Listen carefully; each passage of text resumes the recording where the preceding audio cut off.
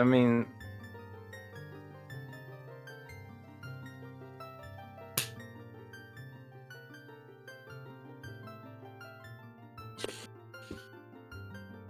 I'll let them fix it.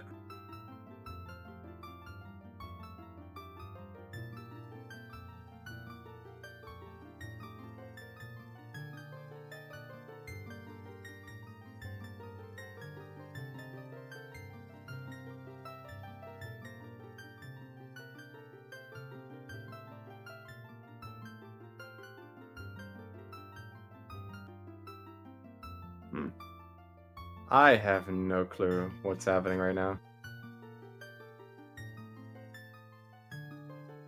Oh.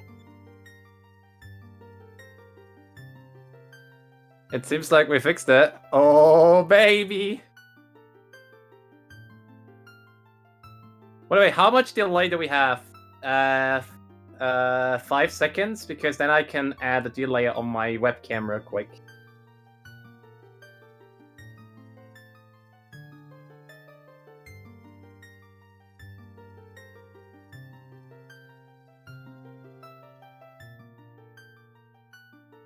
Oh my god. Well, let's just wait a second. What is my webcam doing? Hold on a second. Let me fix that real quick, if I can, because I'm a hacking dumb. Yes, it's a hack. Yeah, I cannot add more than 500 milliseconds delay. Yeah, we'll have to deal with it then.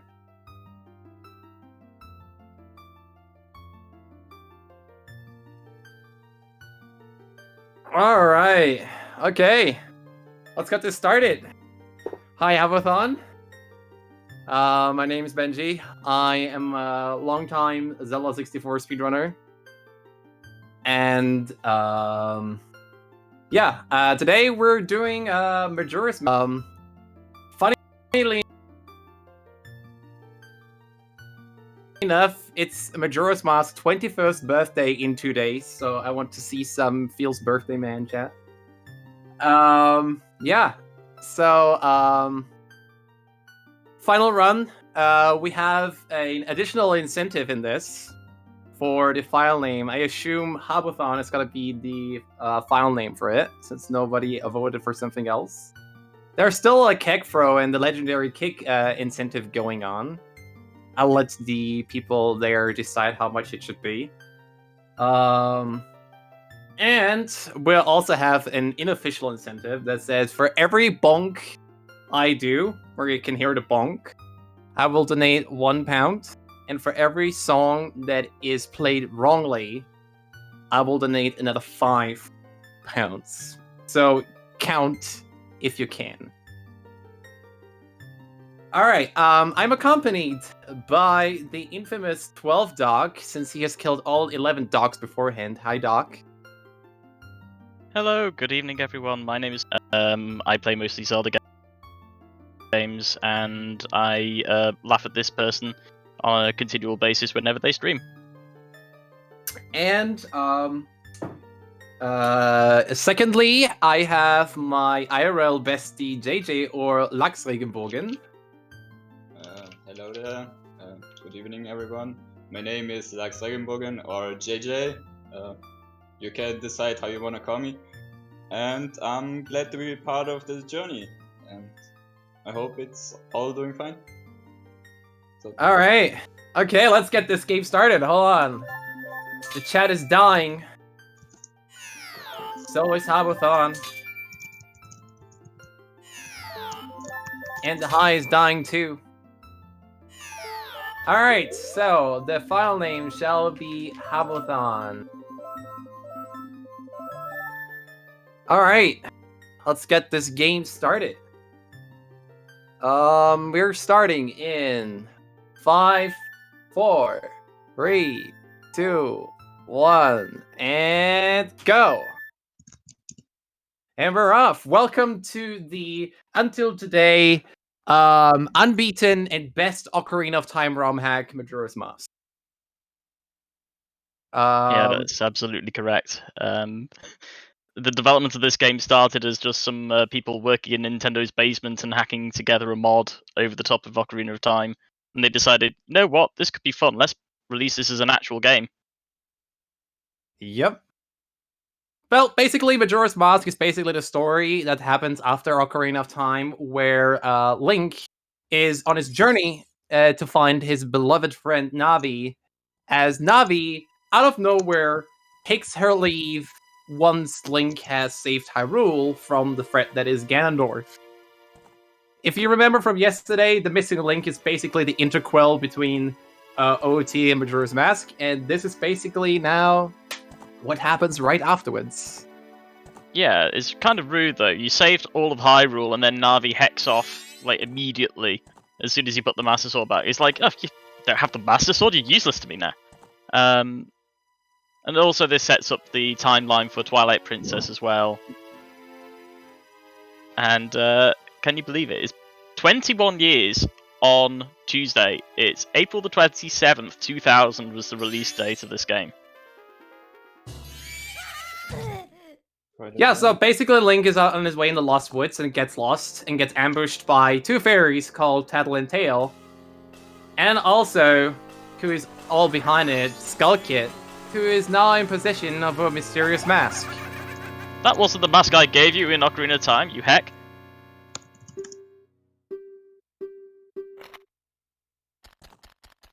So yeah, this game runs on 20 FPS, and I very often mash text between A and B, with a very few exceptions, because the Japanese version has some bugs on NPCs, where you have to press B and then A and C up alternatively in order to advance text the fastest.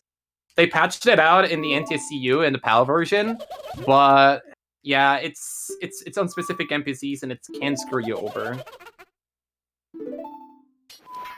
So yeah, our hacking Ocarina has been stolen. And yeah.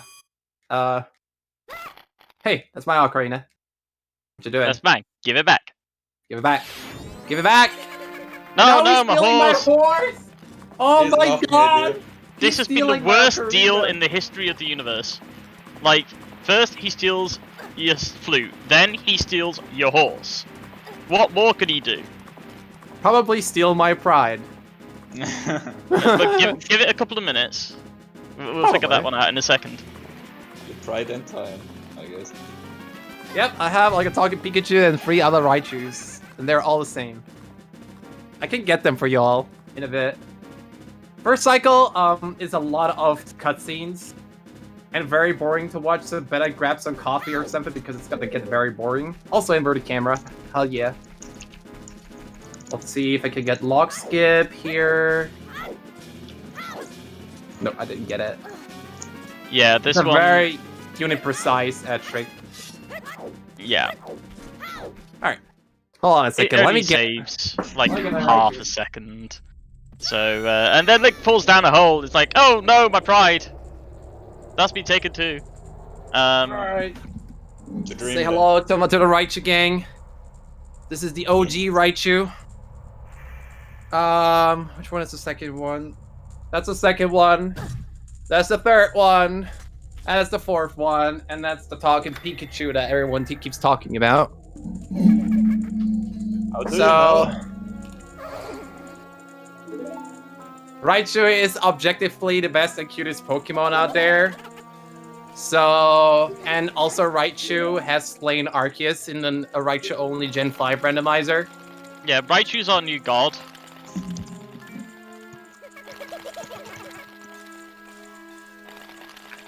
Pikachu's better than Raichu. Can please somebody ban Lux Regenbogen from chat? Thank you. So yeah, basically now Skullkid is trying to pull a prank on me and be like, hey, you want to catch me? Look at my newfound powers, you idiot. And basically sends me into a delirium. Yeah, it's just a prank, bro. And sends me into a delirium where I'm trying to escape Deku Scrubs. Sounds like a fever dream, but once I wake up... Wait! He took my pride! Oh no! Opinion of Mudkip? Mudkip is triple S tier, along with Raichu, as well as Zoroark and Lucario. And he said bye-bye, and he's floating away like he's playing in VR chat. And Link tries to stop, and he's getting bapped in the face by a fairy, and then the fairy goes, "Oh no, wait, no, this was a mistake. I need that door." Yeah, and you know, Oops. fairies don't have hands, except there are great fairies that have pointy boobies, but... We'll get to that later. Yeah. I can sense this becoming a catchphrase for the rest of this run. We'll get to that later. Okay, so it turns out like the fairy now needs your help, even though she's the bad guy. So you help her because that's the kind of person Link is. Gullible. I'm the bad guy. Duh.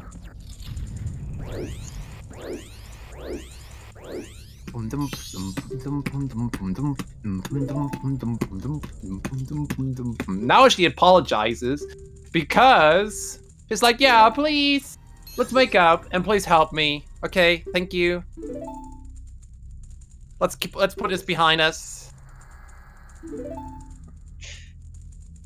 Like, this is all your fault, but let's put this behind us. Link's done nothing wrong here. I say yeah. By the way, if there are any donations, you can read them anytime in the first cycle because there's not really much to talk about. We're just fooling around and giving Righteous lovely hugs.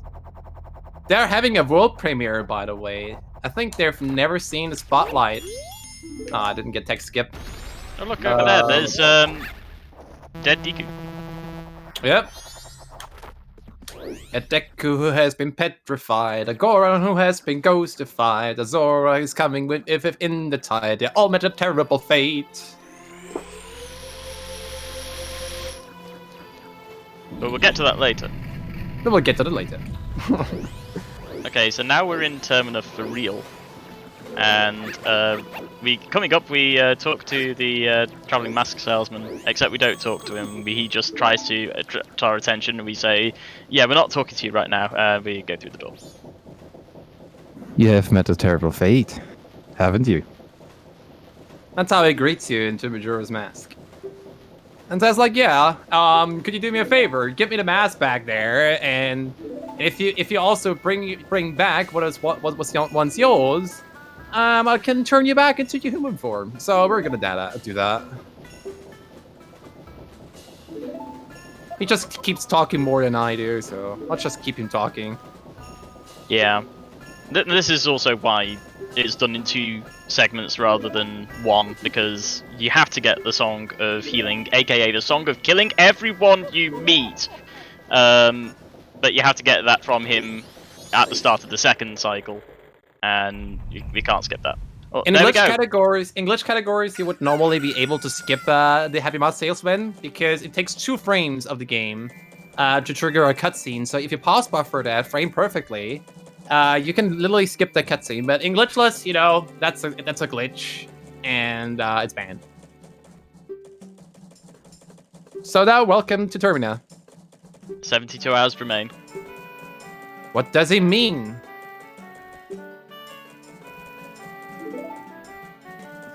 Why is there a timer on the bottom of the screen? Let's We'll wait get to and that see, I later. guess. We'll get to that later. So my goal right now is to make it very quickly into nighttime for a 3rd day, because there's not really much to do in first cycle. Yeah, there's virtually nothing.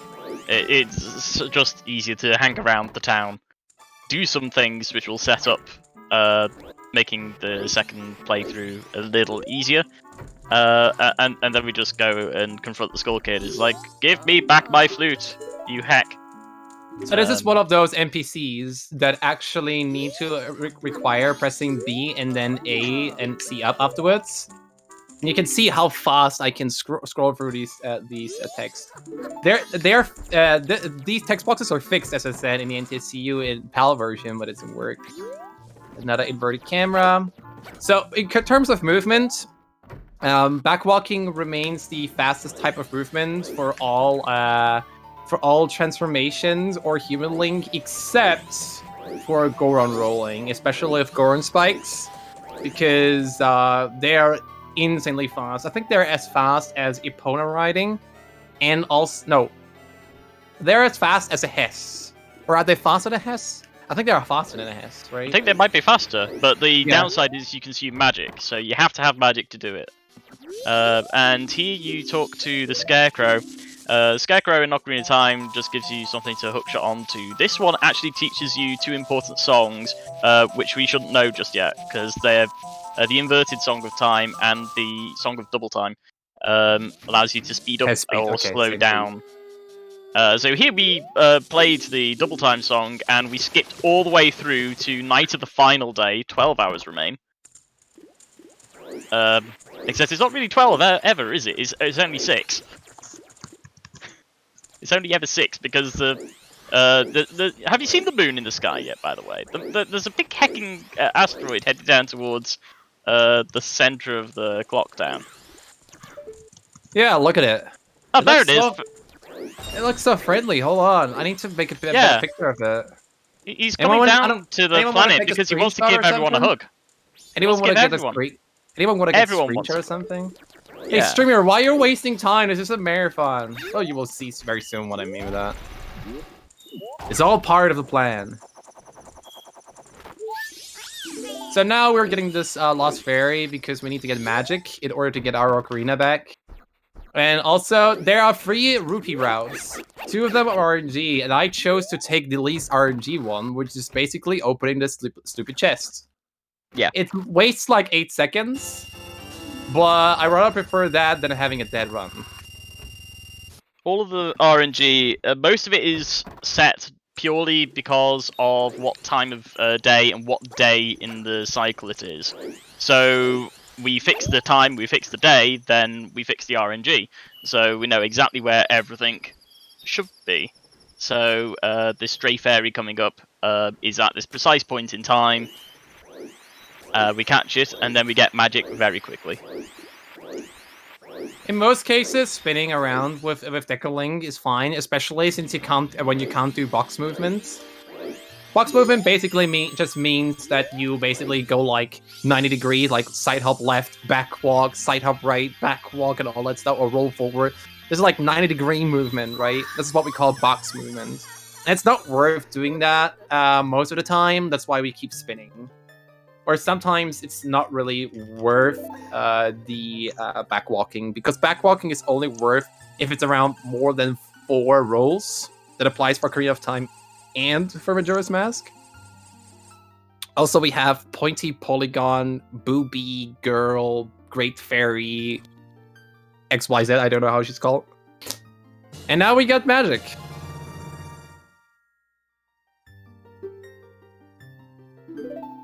Magic's incredibly important because like everything's powered from it. Also, thank you everyone for the good luck. Mary, Lucario, Izagar, Jess, JJ, Nan, Sweet Nintendo, and everyone else in chat. Jules.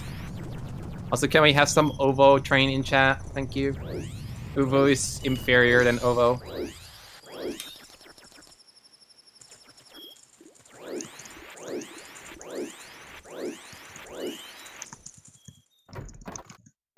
Can we ban Corbel, please? Thank you. I'll let time pass here. And now I'm getting bomb back because I need that for later.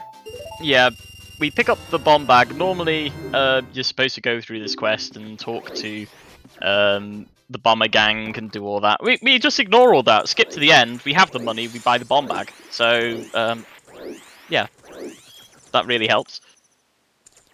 And now we're doing something called a gainer. Basically, what a gainer is basically it's also called a forward backflip. What happens is if you backflip and let go of target on the same frame and retarget on the frame afterwards, you cause something called forward backflip. Also, are you ready for a sick beat? If you want to read any donations, go ahead. Alright, so we have a £5 donation from Takada saying Cat Jam the victory. So can we get some cat jams in chat? Hell And then- yeah. A £6 and 90p donation from Blood TV saying Habo de blep. No donations about the Raichus? I'm disappointed. Give it some time. Give it some Right, time. Benjee? I mean, we I'll have all give- the time in the world. We're about to reverse it in a second. Oh yeah. And here comes a cute little cutscene, a text box trigger skip. If I stand here and hold up an A, Link will basically spin through the trigger because his spinning animation takes priority over that trigger. It's so funny. So chat, you have 10 more minutes to reach. How much are we at right now? Habo? How much are we at right now? Total donation wise, Yes. we are at £1,428. Get it to 1,500 pounds within the next 15 minutes, or the righteous are gone for the rest of the run. You know what to do, chat. Skull Kid And we- did to Epona what Benji's about to do to the Raichus if you don't get to 1500. And real quick, we have a £2 donation from Haru saying, "Wow, what a cute person with cute right shoes." Thank you. The righteous are enjoying this. I mean, they're getting love for once again from me, and they're getting hugs for over 3 hours now. Yeah, I will yeet them, one after another on cam, if we don't reach 1,500. They will receive nothing but hate today. So yeah, now that we are encountering Majora's Mask, Taylor is like, this guy has gone insane. You need to rescue the 4 giants. And Skullkid is like, shut the frick up. I'm just gonna launch this massive rock down. But, you know, I'm a bully too, just like him, and I'm throwing a magic bubble on his face. And reclaim my ocarina. They gave us 5 minutes. This fight took less than 2 seconds. So we covered the Ocarina of Time, which also gives us the Song of Time, because suddenly Link remembers that he doesn't have amnesia. We are saving that until he plays, you know, the other game. So you get a flashback to Zelda teaching how to play the Ocarina and teaching the Song of Time, and says that the goddess will save you in your time of need, and all you need to do is play the Song of Time on the Ocarina, and your prayer will be heard. And Link goes, that sounds like a good idea. I should do that. All right, will we fail the first song? We have no bonks yet. Let's see. Oh, I played perfectly. So, when playing songs in this game, this is not like your classic MM3D or Ocarina of Time 3D game, because this game registers inputs in 60 FPS, but it can only register it in 20 FPS because the game runs on 20 FPS. So you need to delay it a little bit, or else it drops the inputs per se, because the game just doesn't register it, but the system registers inputs in 60 FPS. It's really dumb. It registers the inputs too quickly for the game to actually process what you told it to do. Yep, and thus it drops it. Imagine basically like I talk to you at insane speeds, and you can process way less than I can talk. That's how it works, basically. Alright, here comes the first safe word, and probably the last safe word. Hopefully, yes. There is a backup. You can do this in 3 cycles instead of 2 if we absolutely have to. And here we're just going to take a quick save and reset. Hard reset the console. It will bring the game back up again. It skips a huge cutscene where Link suddenly explains, oh, I've gone backwards in time. What's happened now? Here we are at the dawn of the first day. Again. Deja vu. No. Oh, that's $5. I played the wrong song. Oh, no. Totally didn't do that on purpose. Yes. Didn't Or do it on £5 purpose, each. he says. Everyone keep track. This could get a very long time if he keeps bonking. Alright, now He's like, you brought it back, you brought it back. And look at his neck right now. He's turning his neck for like 160 Further proof that degrees. he's not actually alive. Like, Probably. He twists his own neck off. Or either that or he's part owl, like Kebora Gabora. Or that. But it's just a theory. See, I'm not the only one who can turn their neck 360 degrees and give annoying goodbyes. Keg W right there, dude. Alright, now we're learning Song of Healing, or Song of Unhealing, as some people call it, because it kills people, it basically kills everyone that hear it, except me.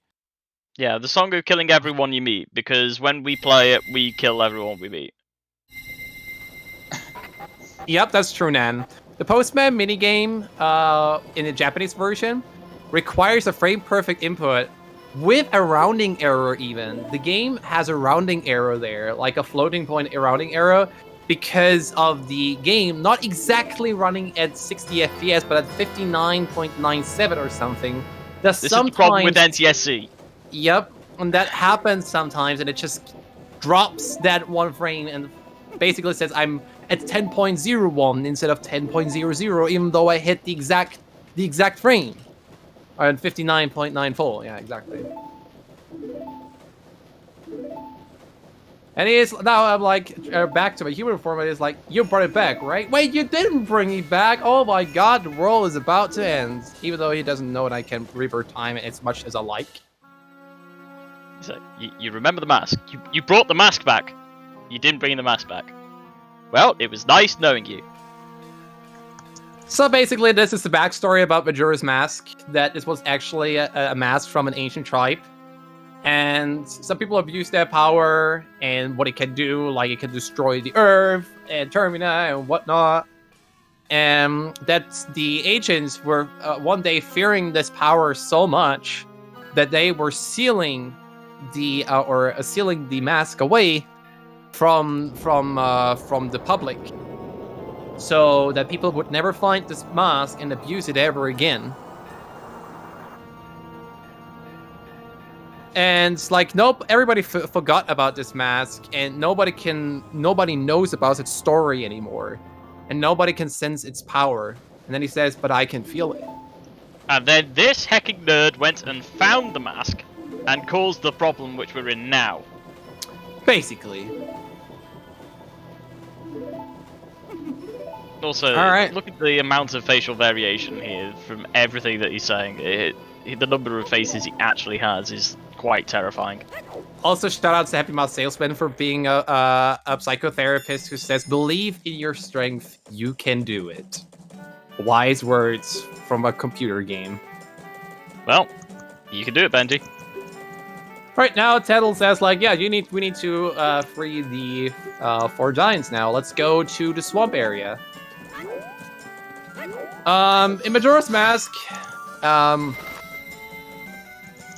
there's a different way to warp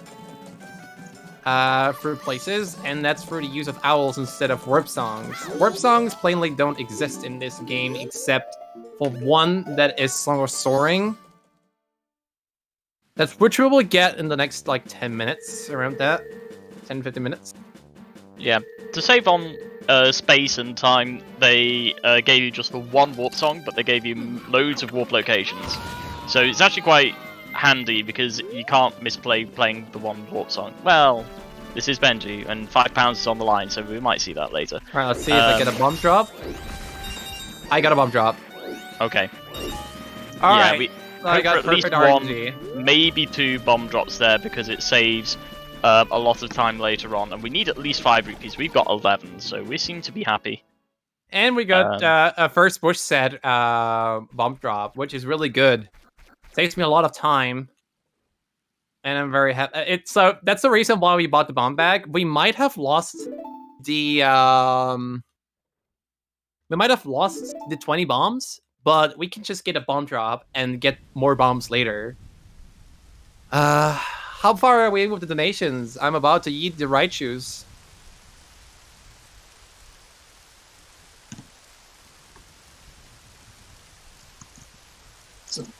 We have a £4 and 20 pence donation from Itzagar, Old boy Benjee, why do you get 4 Raichus? Because And- why not? Then another £4 and 20 pence donation from De Lucario. Long-time watcher, first-time donator from Germany. And only medication is getting Habo to pods. The more money, the faster and easier get them there. Also, Raichu is less than Pikachu. Can we ban Greetings from Lucario? Germany.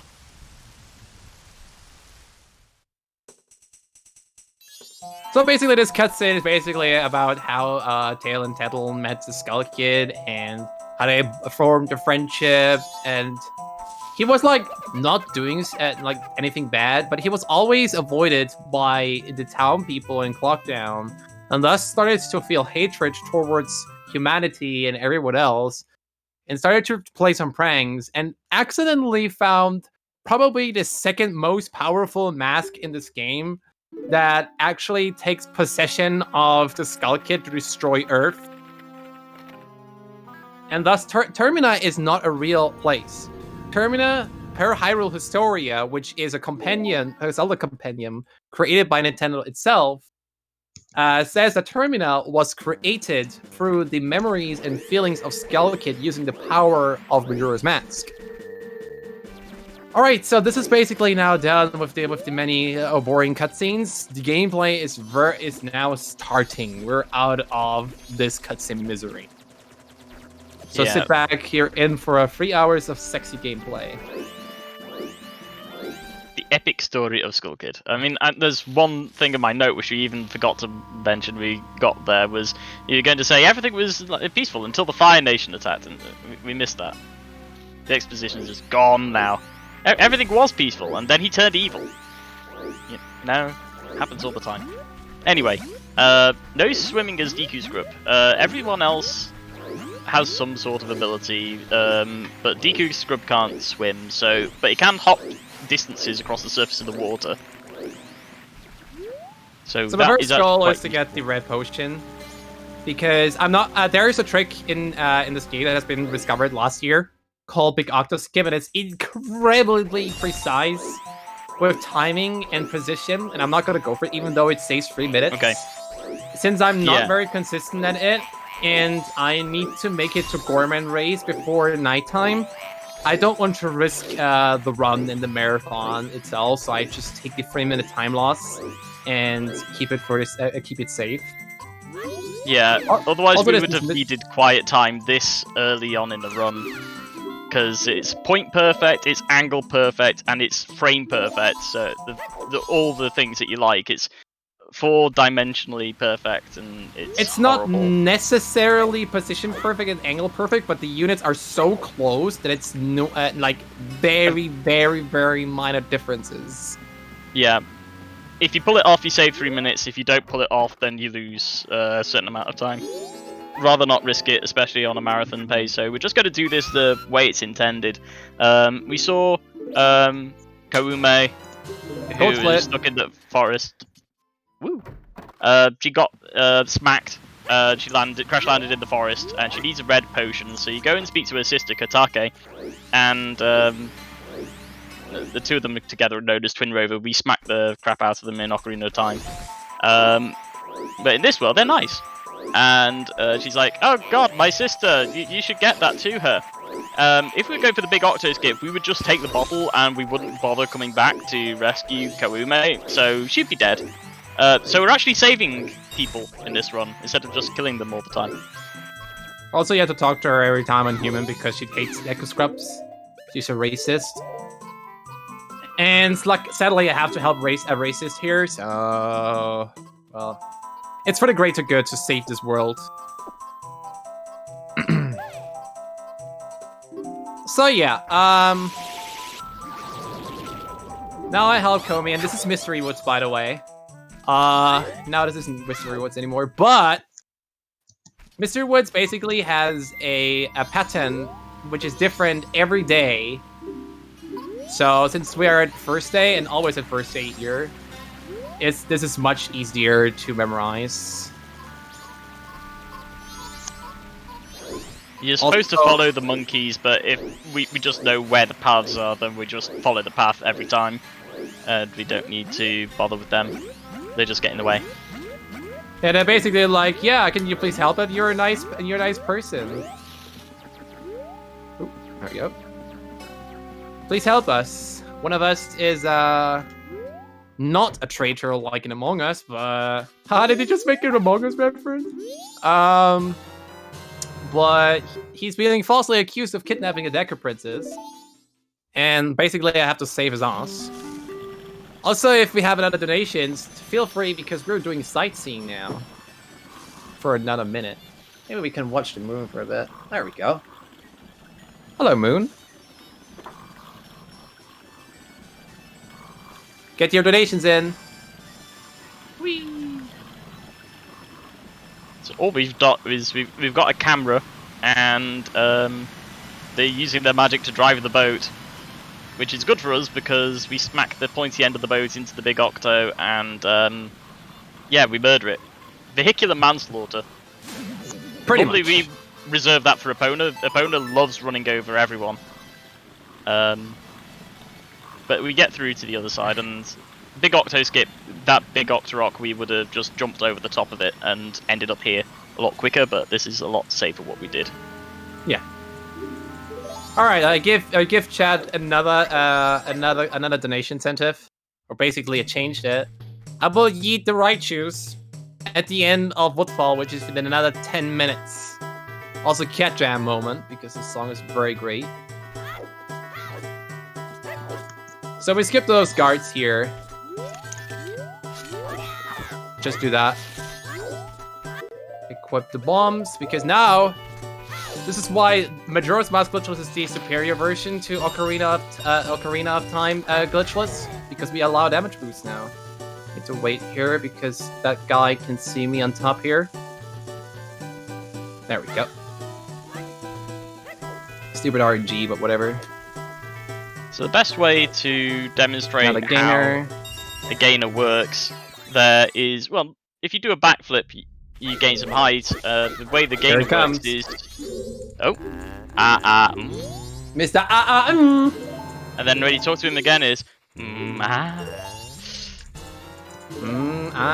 need 5 beans. Oh. Yeah, so the point of the game... the gamer... We're all gamers here, if you know what I mean. So the gainer is effectively a backflip, but you're doing it forwards. You position yourself, and because of the way, here's the example of another one there. That one is easy to see. Because of the way it works, and it only works in this game. It doesn't work in Ocarina of Time, but it's great because it means that we can permanently replace the ground jump with this. It's a little tricky. It's a frame perfect retarget, but once you start getting it consistently, it's just so much easier to get all these ledge grabs, which... I had the earliest cycle and I botched it like that. No, that makes me so sad.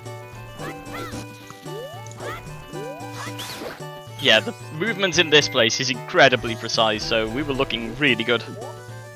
It's just unfortunate. Also, here comes a one-sided collision. Yeah, so this one we're performing a small glitch that wasn't intended, but that's because they didn't program the game hard enough. That platform only has one-way collision. It just detects, you should be on top of this. You're not on top of this, so I'll help you. I'll put you on top of this. And it pushes you up and through the platform. So there's a small platform anti-grav there. I said then, no for the chat because we need to Angie the monkey. Angie Monkey. Alright, there we go. And he will give us the song that we're after, the Sonata of Awakening. And it's so awakening that after we play it, we fall asleep. Oh, It's true. I fuck up this song very often, so might first try this, or it might take 5 tries. Let's see. Yeah, it's all of 7 notes. Hey.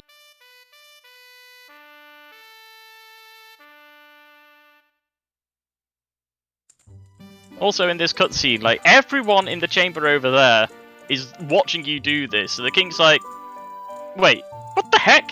Who are you? Why are you supposed to be there? So they kick you out.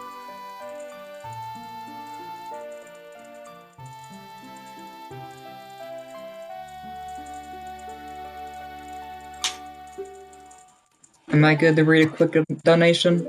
Yes. We have Go a ahead. £1 donation from Big Homosexual. You eat the right to and I cry. Then donate more, you bloody heck.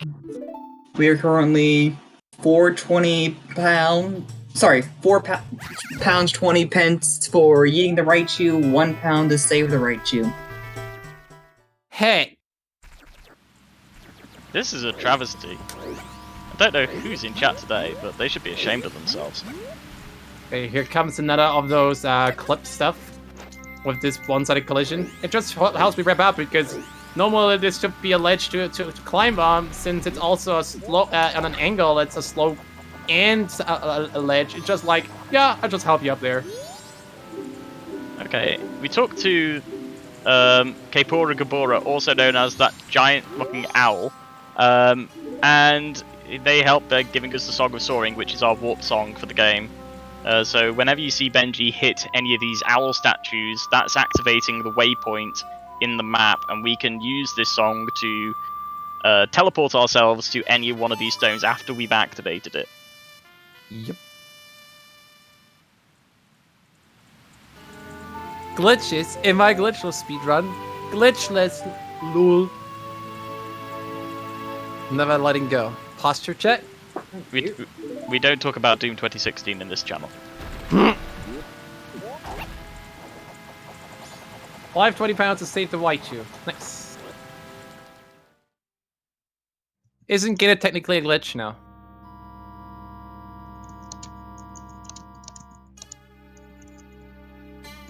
I think it's frame perfect retarget, so they deem it a technical skill rather than a glitch. Streamer, but I think it's way. not as intended. It's called glitchless percent, and not intended percent. Oh my god. This is the reason why Doom 2016 just stopped.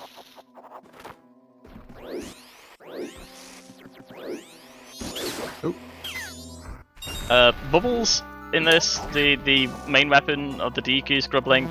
Oh my goodness, they're so OP.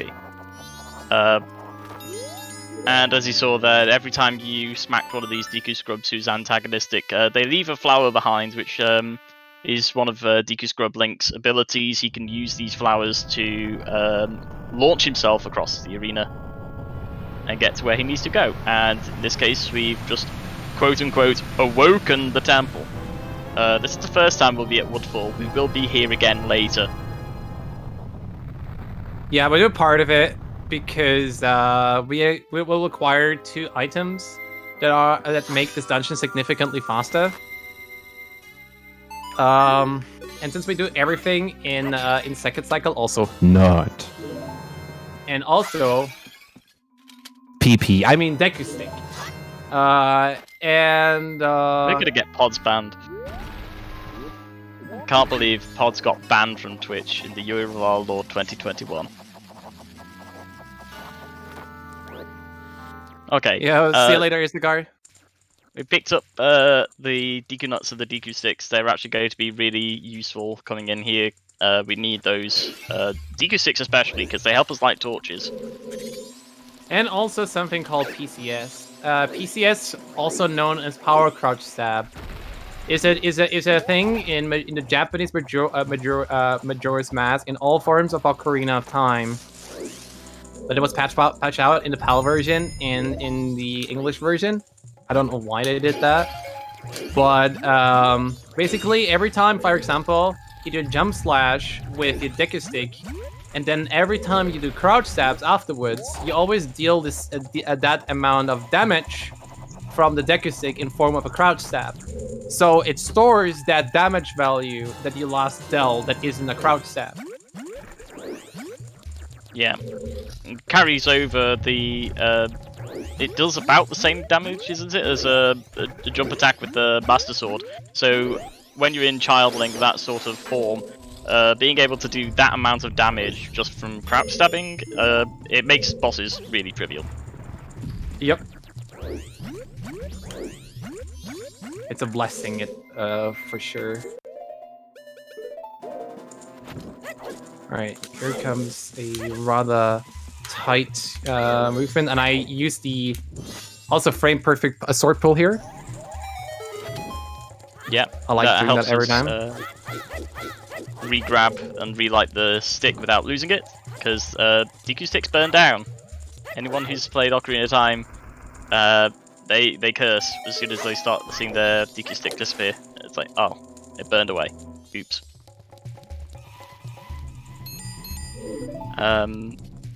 It's a tricky area in there. We actually skipped part of the puzzle. And those spikes down there, they actually hurt too. If you land on them from above, you get skewered. Because spikes hurt. Who knew? Alright, here comes a trick that got altered recently because of anti-grab.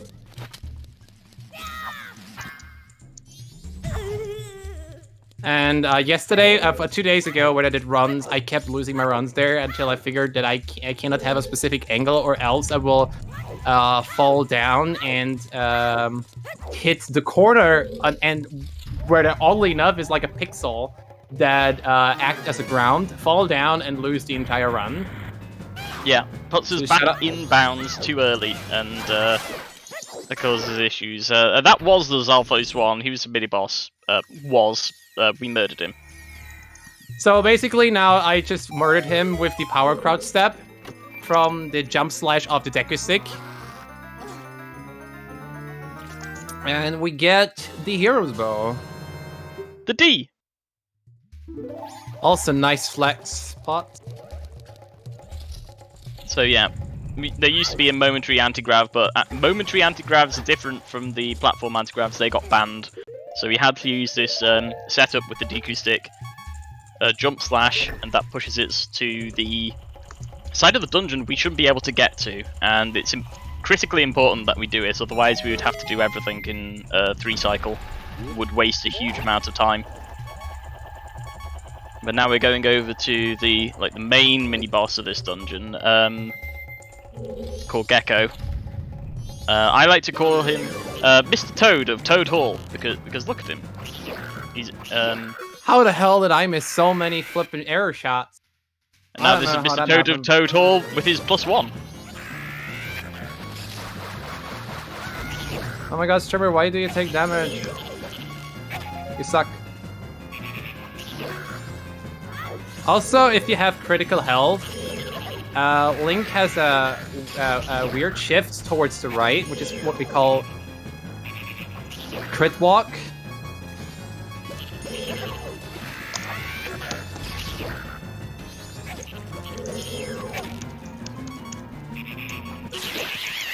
And Okay.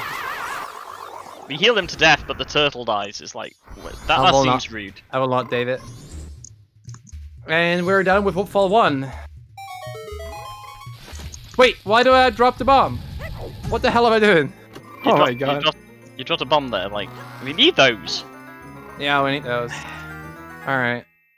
Whatever, we got the Hope it boss doesn't key, explode that's on the my important face. thing. Oh no, I died. And I golded as well. Yeah, nothing to see here, folks. The run's over, it's all dead. Just a kidding. That death warp is important. Getting a game over skip actually takes us to the front of the dungeon, and now we can use Also, our walk game song. death fanfare skip, because this da-na-na-na hasn't even stopped finishing playing it while I died, and it just cancels out the song and instantly warps me instead. Really fun gimmick in this game. Yeah, if one set of music is playing, then it started, so it'll finish. So any other triggers in the meantime, then in Ocarina of Time it will interrupt. In this game, it doesn't. Also, camera turning in this game, I haven't mentioned that yet probably, is rather peculiar in this, because in Ocarina of Time, you basically just hold down target, but in this game, you have to hold target. Oh, hold on.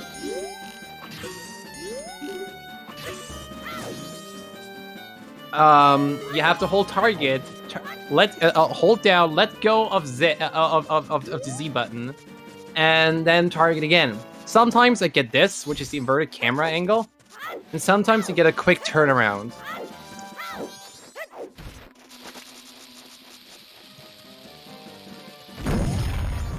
That was a bit of a too early bump pull. We'll be fine. Ouch. So as you saw, to get into this area, we needed the bow to bring the ice crashing down and open the way through to Mountain Village. Which is second world, basically. Yeah, this is on the way to the second dungeon. We actually complete the second dungeon completely first, and then we go back to the first one later. Okay.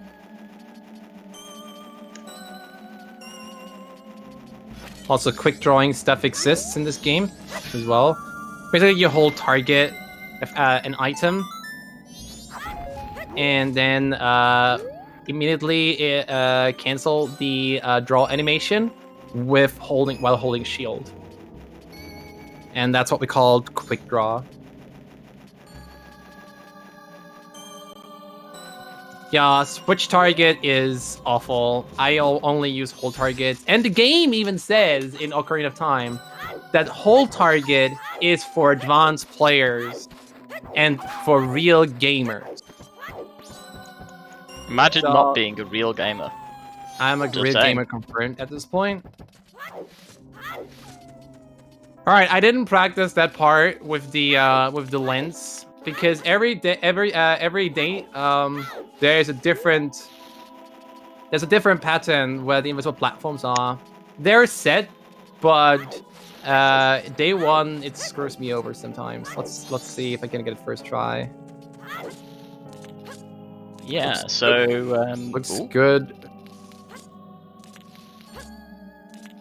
Hey, you got a first try. Let's go, dude. Nice. Normally, I you're meant got to it. talk to the owl. The owl will help you by dropping feathers on the platforms where they actually exist. And we pick up here the Lens of Truth. Imagine a game where the Lens of Truth is actually required. What a world. Terrible. All right. So the good news is, similar to Ocarina of Time, we can just spam magic. So the good news is you don't actually have to use magic when using the Lens of Truth. You could just turn it on and off, and you get the You effect never of being able push to it. use it, but you never lose any of the magic. Yeah, instead of saving the current status of the of the timer for the magic draining, they were like, yeah, let's reset it back to 0. And they never It ju- learned from that in Majora's Mask because it's in Ocarina. It's there in Ocarina as well. In Ocarina of Time as well. I mean, can literally there's be like, "Ooh," or Similar stuff in the really Link to the this. Past too. If you have the magic cape and hold onto a wall, the game thinks, oh, well, you're holding a wall, you can't be using magic, so it doesn't actually decrement your magic either. Yeah, really funny. In Majora's Mask 3D, climbing is very peculiar, in contrary to the original. In Majora's Mask 3D, you have to mash the B button in order to cancel the climbing animation, thus climbing insanely faster than in the original. Yes, I Okay. have ran Majora's Mask 3D glitches as well, by the way.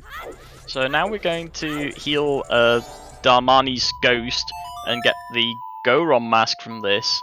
And we're going to do a little skip as well. You can skip the mask cutscene because every time you put on a new transformation mask, you go through some sort of transformation cutscene sequence. We can skip that by doing a little trick with the Deku mask. But we're going to have to need some quiet time because we're going into a sequence which is incredibly precise. Because Benjee will only have 60 seconds to do a lot of stuff. Of very gameplay quickly. time, yeah. Cutscenes and text boxes are not considered into that, so 60 seconds of gameplay time, and I'm not allowed to make many mistakes here. Yeah, I think we worked out there's like 7 seconds leeway. Around It's going to that, be incredibly precise. 5 to 7 seconds, yeah. Right, so now the Goron, who has been ghostified, is resting in peace now. Press F in the chat, by the way. and a gold as Song well. of killing everyone with me. And basically, this guy, Dormani the Third, I think it's how it was called. Yeah. Basically was trying to figure out why the mountain village was in an eternal winter. So he wanted to go to Snowhead Temple, but gets killed by the gigantic Goron, blown off, and died. And was like, yeah, I couldn't save my home people, and so on and so forth. Okay, Here we are. I need- You've got a I need minute to 1 win minute. it. All right, let's have a look.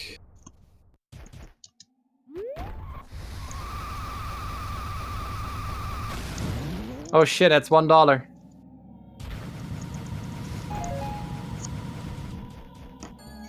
I mean pennies. I mean pounds. Also, when we come up to this next section, remember to spam Baby Rage. Oh yes. Let's see if I can get the quick open. Let's go. Nice. Quick open. Very precise positioning, by the way. All right, baby rage time.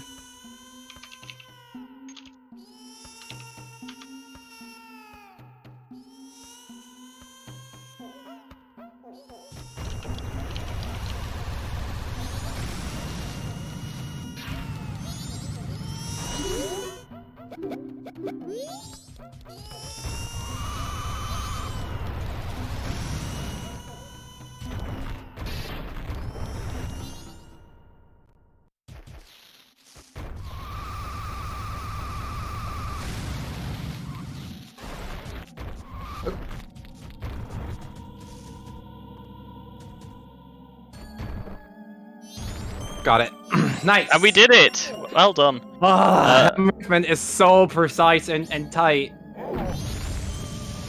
So the point is, we need to get that hot spring water. We need to talk to the baby, who is currently throwing a tantrum, and then we come over to here where the Goron Elder is, and we unfreeze him with the hot spring water. If you take longer than a minute game time, it cools down. It just becomes spring water, and it's useless to us, and it's pretty much will kill the run if you don't do it in 1 minute. So yeah, it would that kill was, the 2-cycle run. So this And is most people would fantastic. just reset. And this is not a Gora's lullaby because it's like, yeah, I have to play this to my, I think it's grandson, to make him fall asleep. Yeah, but he only remembers half of it.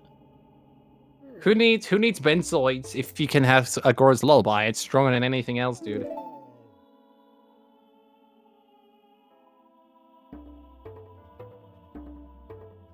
Alright.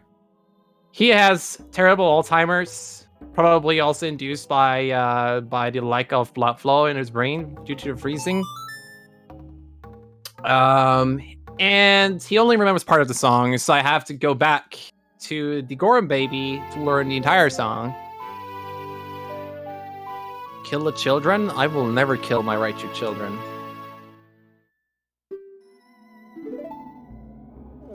Alright, now I need to go back.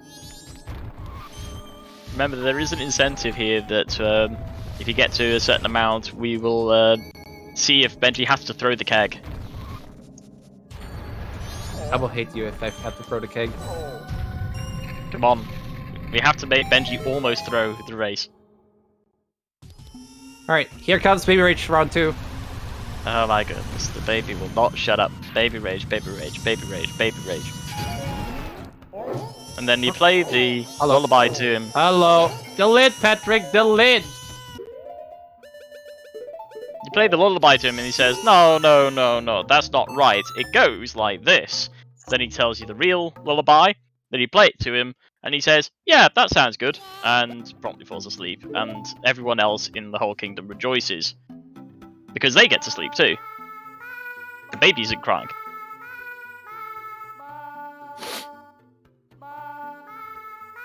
Welcome punch the child? No. He didn't donate to 1,500 pounds. I will not do whatever you tell me to do, chat. If we get to 1,500, we can get him to throw this keg coming up. I can punch the kid later if you get to 1,500 pounds. Until the end of the dungeon.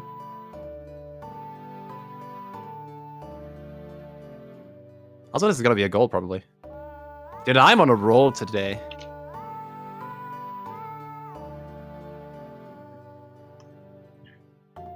As you can see, like the Goron baby and the granddaddy.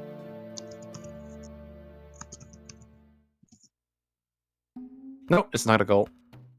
Oh, it is. 5.3 seconds. Nice. Nah, this bit wasn't the gold. Just kidding. Right, Yeah, now I that have was probably to. one of the best hot spring water runs I've seen. So Yeah, that was my best one. Wrong equip. Eat the right juice. Chat, this is your fault. Yeet the right shoes. Read the right shoes. Yeet the right shoes, and yeet those right shoes.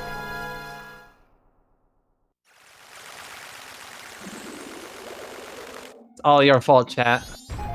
how could you do this thing? You can redeem yourself by donating to 1,500 pounds. I can't believe you've done this. This has never happened to me before. Only on marathons. Right. So this part we are going through a slalom. Breaking open these snowballs actually helps us. Oh, we don't need ledges, by the way. We just go over to the side of the mountain. If we...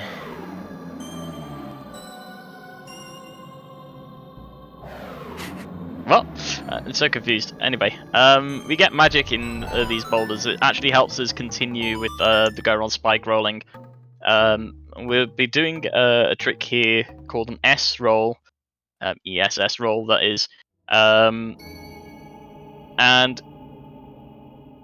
It basically, we're rolling forward in a straight line with very tiny adjustments to the angle at which we're rolling. That helps us get up the mountain quicker and safely. Also, there's Bigoron, and he's dead. See ya, nerd. We revenged Dormani the Third with that.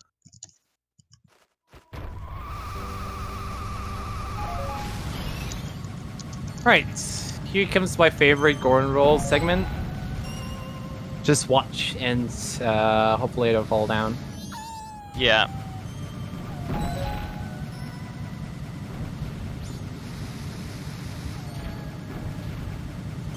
Sometimes I get launched into the air, so you need to work against that.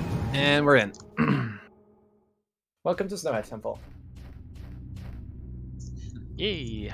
Snowhead Temple. This is the second temple in the game. And this actually, is the first gonna temple we finish. Yeah, the first one we're going to complete.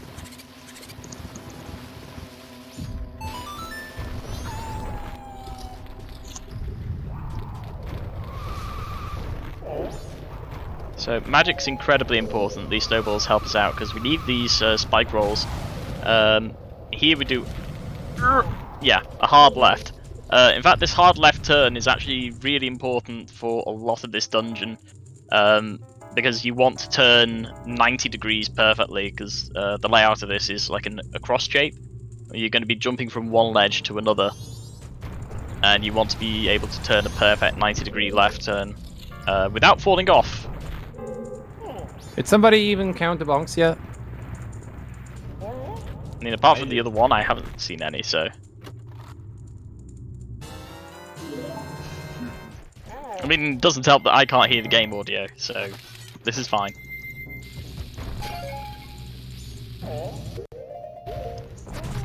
So at the peak of the height, I start to unroll and then take a damage boost in order to skip part of the dungeon. Yeah, the game designers didn't think you could be able to make that, and we do it with a damage boost. That one, only 2 frames, and there's another one coming up which is frame perfect. We'll use pause buffering to help with that one, because that one's a little bit more tight. Skipping the puzzle here. Yeah, they didn't think of this one either. It's like you can do a ledge grab to skip most of the ice, and you don't need to do any special tricks for it either. You can just get up there. That's never happened before. Yay, marathons.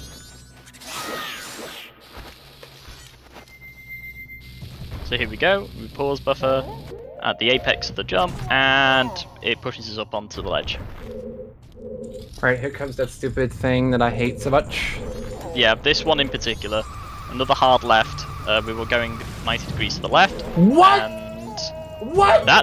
that's never happened before. That is what? Okay, somebody clip that, send it to the Majora's Mask community, and explain the fuck to me how the fuck that happened. That has never happened before to me. I've never seen this. Okay, so we're gonna have to go through a backup here and get some health and some magic, and then void out because Deaky Scrubs can't handle fire. Reset the room and try the trick again.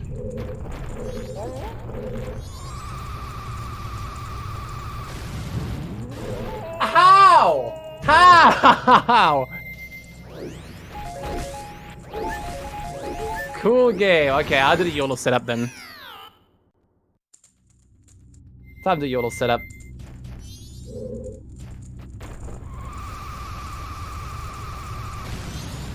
Okay, I can't get it anymore. I think I know what to do. Let me reset the room, and I think I know why that happened. I was standing too much to the other side, so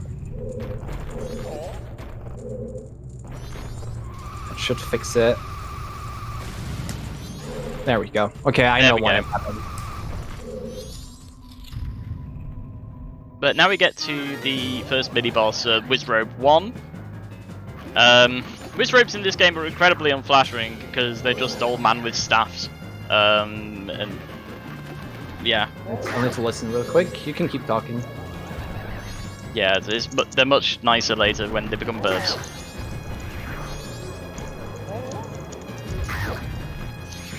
And here comes the S-chap! But what? I missed it? Wow, I'm disappointed in myself right there. So I missed the S-chap. Well, you get the S-chap in the second Wizrobe fight, I guess. What I tried to do is to do a frame-perfect hit there. And this is actually the first time after like 10 fights in runs that I missed it. Yeah, I've not seen you miss it before, so that was interesting. It does a skip, and it skips a cutscene because he does that thing where he zooms across the room. It saves about 8 seconds. And you just hit him on the first frame that he appears, and it murders him. That's after doing an RNG manipulation to make sure he spawns in the exact place you intend him to. So, not much in the way of time loss, but it's just annoying. I'm gonna try if I get an ESS roll here. In this next room. Come on.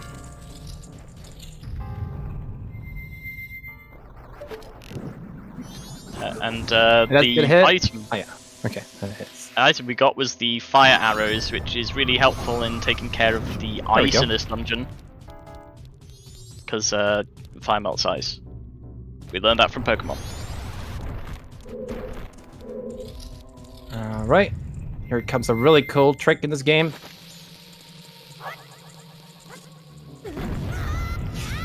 There we go. You can just skip part of the dungeon with that, just like that. Very easy to perform actually. It's not as hard as people believe. And we also, do it shout again out later. Conan. This is the easiest trick for that. Just hold up left and press A. And here's the Wizrobe again. This is the second Wizrobe fight. He's got more teleport pads this time, so this is a bigger room and more annoying. Yeah, that's But fine. he goes down the same way. You smack him, you hit him.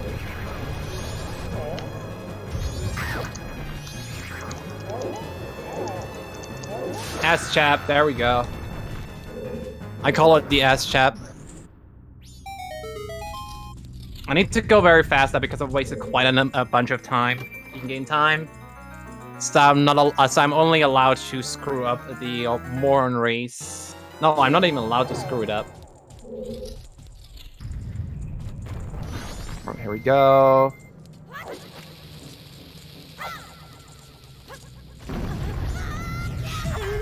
Ooh, that was very clutch. Ooh. All right. And that's the We same have to do code this as trick before, twice. but the other way round. Jesus Christ, what is chat doing right now? And we're going to go. That's the end of the dungeon. Yep, so now we're going to face our first boss. This is Gut, the mass mechanical monster. He looks like a good boy. It'd be a shame if we had to kill him. Oh, but first you have to help him out before you kill him. It's only fair. True. Very true. By the way, how are the donations? 1,500 pounds, and the righteous are coming back for the rest of the run. And we'll throw the keg as well, and get a legendary kick too. And we're throwing the keg in the next 5 minutes. Alright, so here we have Go. And in the original, the game intends you to be like, yay, you need to hunt him down. 1, 2, 3, 4. But we could just use the arrows. 1, 2, 3, 4, 5. Call him a Benjee. 7, 8, 9, 10. Oh my god, I was too slow. Well, whatever. I need to use the Goron Mask there to quickly get there. Normally, if I were optimally, it would come towards me and literally die next to me, so I can get the heart container and the goat's remains very quickly. But since I botched that up a little bit and was a little bit too slow there, I have to do it that way.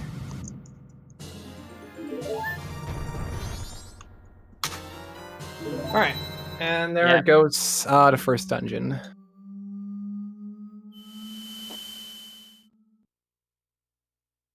And here we meet the giants for the first time. And they teach us a very important song, because we need that for the end of the run. Yeah, so they go through a cutscene and explain what's happened, that in fact it was the Skull Kid who imprisoned them in these dungeons with the evil things guarding them, but now you freed one of them. And he says to bring the rest of them. When you get all 4 of them together, you call them together with this song that he teaches you, the Oath to Order. And then he plays the song for you, and then he says, oh, by the way, bad things are happening, you should do something about that. Good idea. And then we go out and, play the rest of the game. Pretty much, we need to save his friends. I'm very disappointed in chat right now, because the righteous will not come back anymore. Unless you do something. 1,500 pounds. Yeah, we'll need to refresh on the donations and hope for the best. Speaking of which, do we have any donations? It's a song on lyric. Save the righteous, boys. It's funny how JJ, aka Lax Like a Vulcan, is like here in voice call, but he doesn't say anything at all. Well, I can, but I wanna... I'm a snow leopard, Raichu. Excuse me, Ellie. Let's not a dead species myself.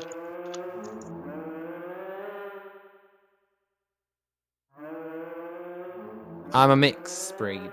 Excuse me. Imagine being a crossbreed nerd. How about that, bruh?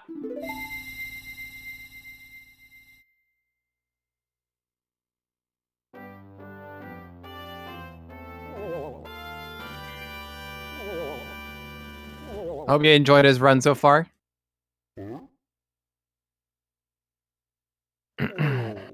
And we unfreeze the Gorons. Yay! Yay, it's spring again.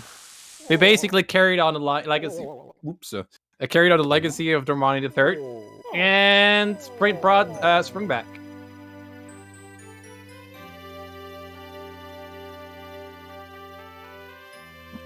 All right. The run is bad. The run is here. Yeah, look, I choked twice out of nowhere simply because the righteous weren't here anymore. You know what to do. If you don't want this marathon run to die, you need to donate. That's scientifically proven at this point. Yeah, there's only so much good luck that I can bring.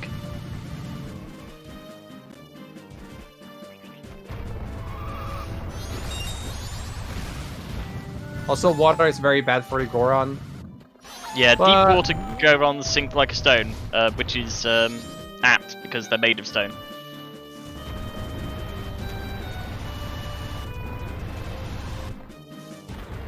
Habo, don't threaten with a good time. Fuck off.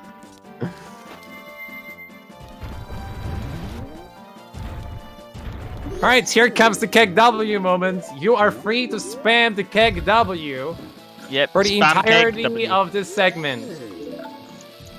And we need the incentive update. Are we going to throw the keg? Keg W, not Keg W, Keg W. There we go. Good chat.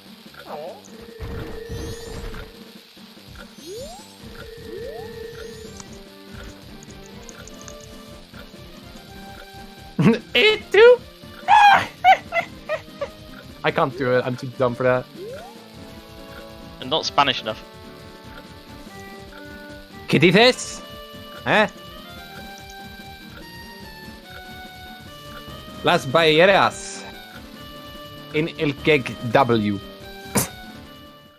We're not throwing the keg, chat. I'm sorry. You didn't You missed it. You missed the did- incentive. No You keg didn't throw. get the incentive. I'm disappointed. Keep spamming the keg W part.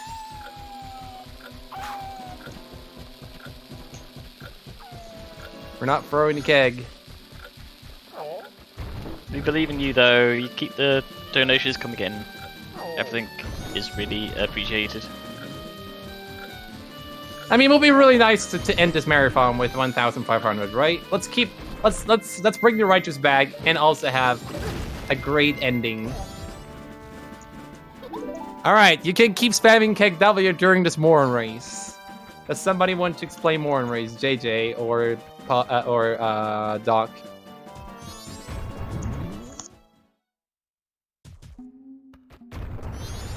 I will lend Doc the spotlight for this one. Okay. So this Goron race. This heckin' Goron race. Okay, you thought Mario Kart was bad. Well, just wait until you see this one. So The rubber banding is the absolute worst.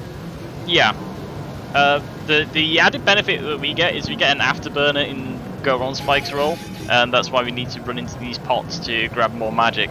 But the game artificially accelerates the Gorons behind you because your camera's not looking at them, and so it thinks we can cheat a little bit here because you can't see them, and it pushes them further up the track than they actually ought to be, which means that the rubber banding in this game is quite ridiculous. As you can see there, that none of that should have happened right now. We should be just like way off into the lead, and they have no hope.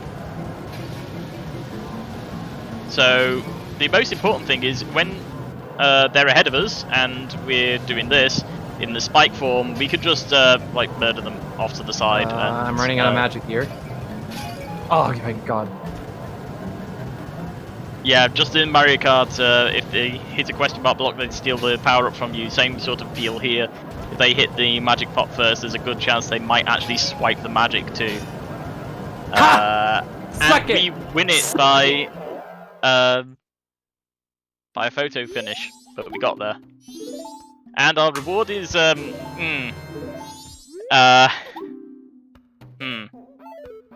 let's just call it Girati.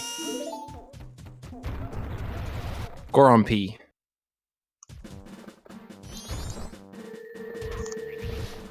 Alright, I need to be very fast now. I need to enter the Romani range before 5:15, 5:13, 5:30. Yep. It's Well, that should going be to be the fine. last half hour of the day. But we're going back, we're going to grab another Keg W. And then we're going to head over to Lon Lon Ranch, and we need to get there before the start of the evening cycle.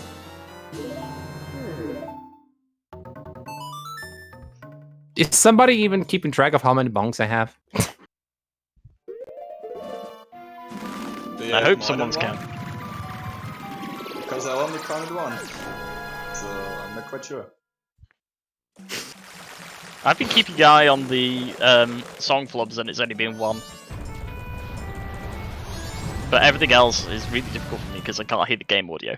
By the way, you can stop spamming now. I said only until more race. How about going for the global timeout?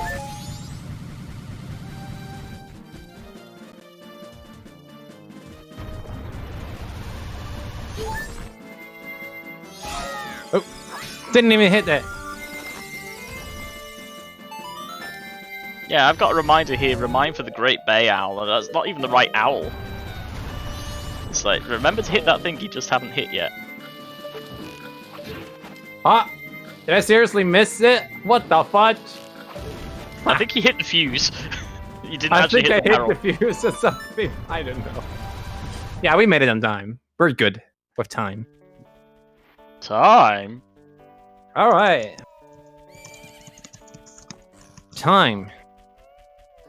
Is time finite? If we theoretically speak about... Hello? About Steins Gate. Great anime, by the way, chat. You should watch it. And read the visual novels, too. Meanwhile, in the non-weeb land... so Malon in this game is not Malon. She's Romani. Why is there a difference? Nobody knows. Because it's a different alternative universe, as I said. Yeah, sure. Let's go with that. She's still got the Bowser pendant though. That's incredibly important. For some reason. Now just telling us a story about the aliens, and they're abducting the cows, and nobody believes her except me probably, and I have to save her butt. So this is where the second part of the precision of gameplay comes, because I have to get into the aliens at max 3:20 a.m. or else I cannot get the third bottle, and that kills my run. Yeah, I mean the horrible implication though is that aliens are real and it's been confirmed in this game. So now Get your Pepega aims ready. Zelda in space. When is it gonna happen? Pepega aim, get ready. So the aiming in Majora's Mask is significantly worse than oh my god. Significantly worse than oh my significantly god. worse, yeah. I don't even want to count how many arrows have been gone. At least it gives you an infinite number of arrows to take these out, and there's only 10. But, oh my goodness.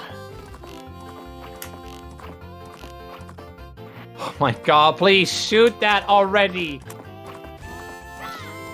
We got there. You NA don't aim. call that NA aim, that's right to aim. It's even worse. I mean, how do you aim with those stubby hands? You shouldn't have evolved from Flying Pikachu, I guess. I killed all them flying Pikachus. Serves them right. Right is better. So now we learn Epona song, and we can call Epona when we need to. We only need to do this once, and that's it for the entire game. And it's only because it's absolutely necessary to. If there was a way to skip this part, we would, because... Oh my lord, Ocarina of Time Epona and Majora's Mask Epona. Oh. Ah, yes. I mean, if you thought Twilight Princess Epona was bad, then... Yeah, Ocarina of Time Epona, the original one. Oh dear god, that horse is so stupid. And it's much faster to roll as go wrong.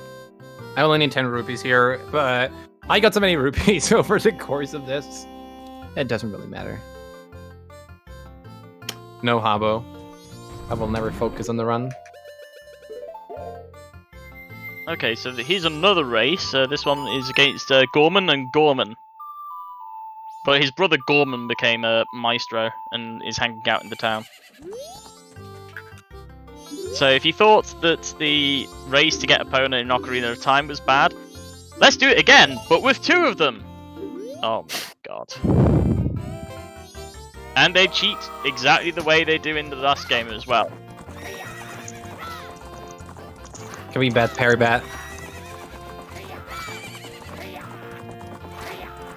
Saying that the baby is greater than wow. Bold move. Zorag is better than Raichu? Can somebody ban Habo? Generic Bludug is better than Raichu. Not true.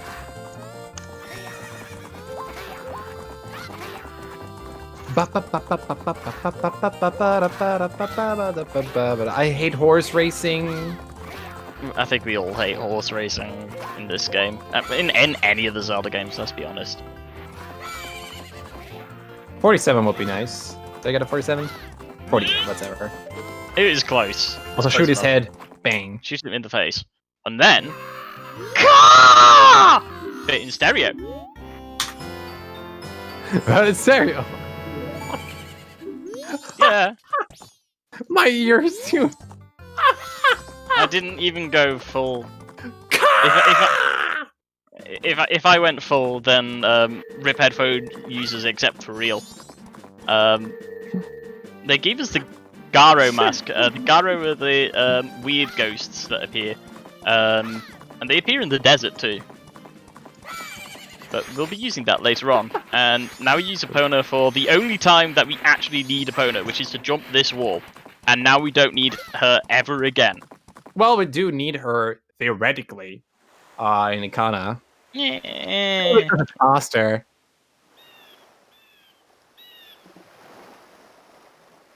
But at least she has used. Oh, she's. Oh, wait. She has no use anymore because in this area because Goron is faster. Bye, Epona. See you later, shitlord. Nice dive, yeah. And now we're going to save and/or kill Mikor. Mikao. Mikao. Meow. I can't read apparently. I wrote it in my notes and I can't read my own notes. So Okay, that chat clearing irritated me for a bit.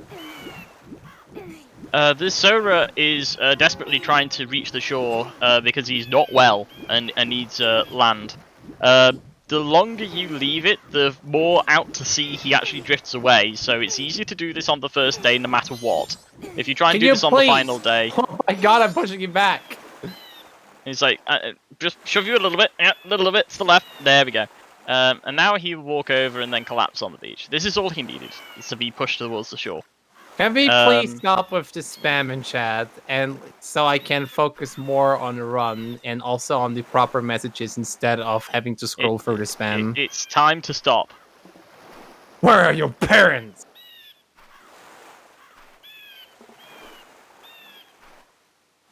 We'll stop, don't worry. Yeah, there's the Grookey with the gun, exactly. Pods has it exactly.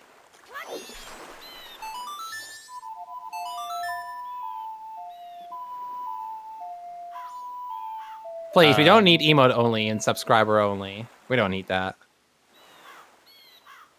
Just calm yourself.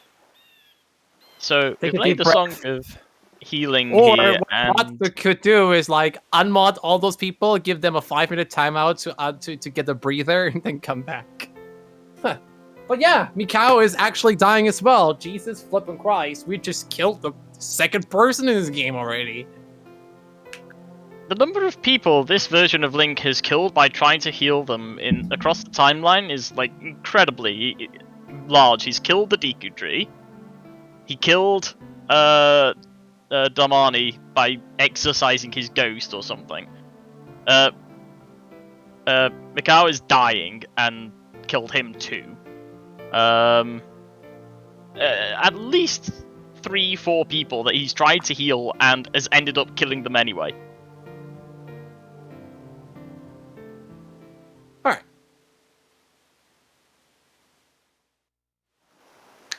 Also, stay hydrated, chat, because we're still not halfway in the run in. I forgot about that as well. Mikao now actually becomes one with the Force and just leaves the mask behind.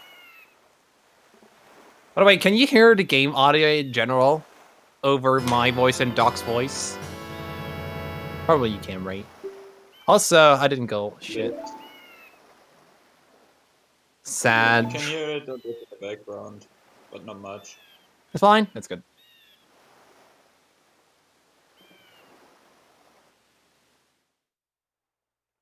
Because he did the balancing very bad. Nice, thank you. Yeah, Doc's mic is always very loud. Normally my game is also not as...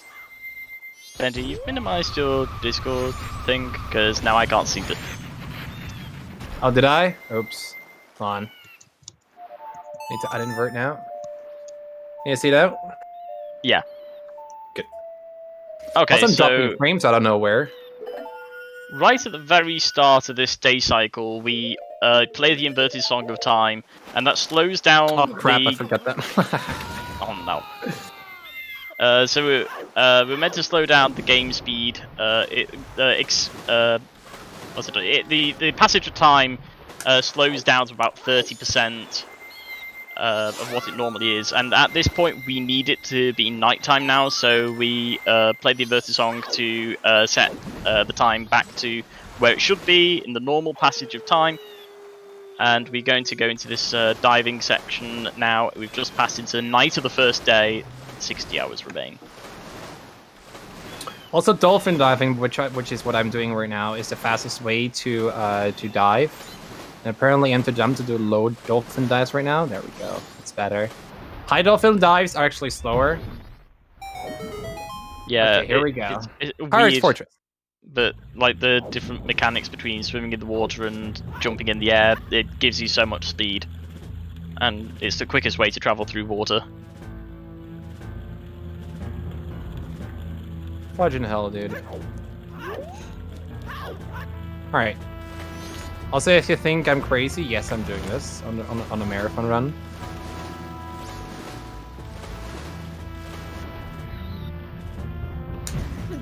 Uh-oh. I might get caught here. Nope. So, in this game... Oh my god! That was probably the last frames possible to not get caught. In this game, the Gerudo have stopped being a nomadic tribe in the desert, and they are pirates instead. I don't know why they made that career choice, because it seems like it would be bad for them either way. But that's where we are now.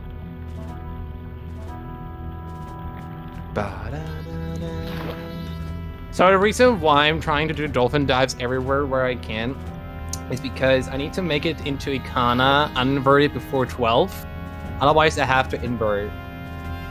Otherwise, I will not make it until 320 to get the third bottle.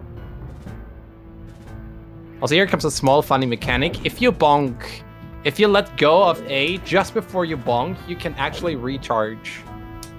Like this. Yeah. Instead, it saves like 3 seconds around that. And it's really easy to implement. It saves a lot of frames where you should be recoiling from the damage. Gameplay time, yeah. Skip the animation completely and go straight back into swimming. It saves so much time. Yeah, it's really cool. So the sole reason why I'm here is because I want to get one Sora egg and also the hookshot. The reason why I want to get one egg is because then I can do Pirate's Fortress all in the next visit afterwards. This is also why we need 3 bottles. You can get up to a maximum of 4, just like in the previous game. We need 3 because we're going to collect 7 of the Zora eggs. If we collect 1 now, then we could do the other 6 in 2 journeys. 1 plus 3 plus 3, quick math. That's definitely not 69. Hey, nice quick shot. Normally you do this with the Zora fins, but since I suck and I don't want to waste time. There we go. Normally I bonk off of there, but I did that roll. I did that roll. That roll is so difficult. You can bonk so easily there. The controls in Majora's Mask are much more finicky than they are in Ocarina of Time. On Virtual Console, that is. Dead Zone and the ESS position is just so screwed up. Also, In the Japanese version, during nighttime, the guards are literally blind.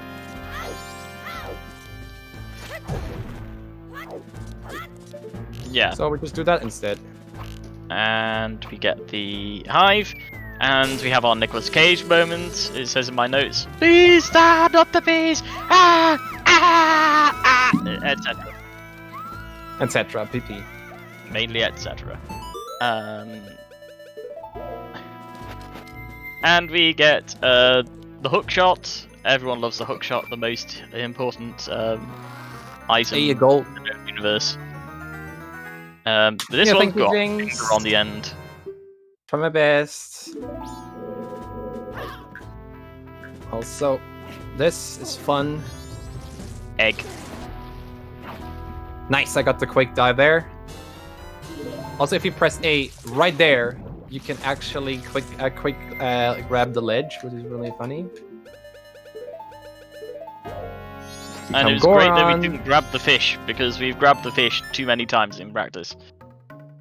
And now we're done for the first trip on Pirate's Fortress. Also, I got the story. I got the Great Bay Owl. Yay! You remembered to hit the Great Bay Owl. I probably would have forgotten if you wouldn't have said it like 20 minutes beforehand. This is what commentators are here for, saving runs. Thank you, Bashi. I hope you're enjoying this run so far. So we're here at the perfect time to get to this shop. The Curiosity Shop opens only at 10 PM, and afterwards we've got here just as it's gone past 10 PM. And at this point, we can sell the Girati, the gold dust, and he just gives us like 200 rupees. It's like, this is the best thing I've ever seen. I will drink this later. So we get all our money back, and then we can buy another fish. And we can also buy another keg. And choose. And bomb juice. We go on a shopping spree because he gave us so much money for to go Bear Grylls. Yeah, the reason why we do this is because we need all these items for the mirror shield. Also, keg W here. Oops. So we bought the bomb bag before, but now we can buy the bomb juice. The single greatest invention in the history of explosives. And now we're going to Ikana Graveyard. You know what? I should have practiced the Iron Knuckle fight. Oh no! Well, we'll see what happens when we get there. Oh my god! Literally got a magic refill on the last part of the magic meter. Yeah, conserving magic, as we mentioned before, is really important in Goron Spike Rolls. So any magic we find in these bushes or rocks or okay, anything like that. five pounds again. I couldn't play upon a song. Oh my goodness.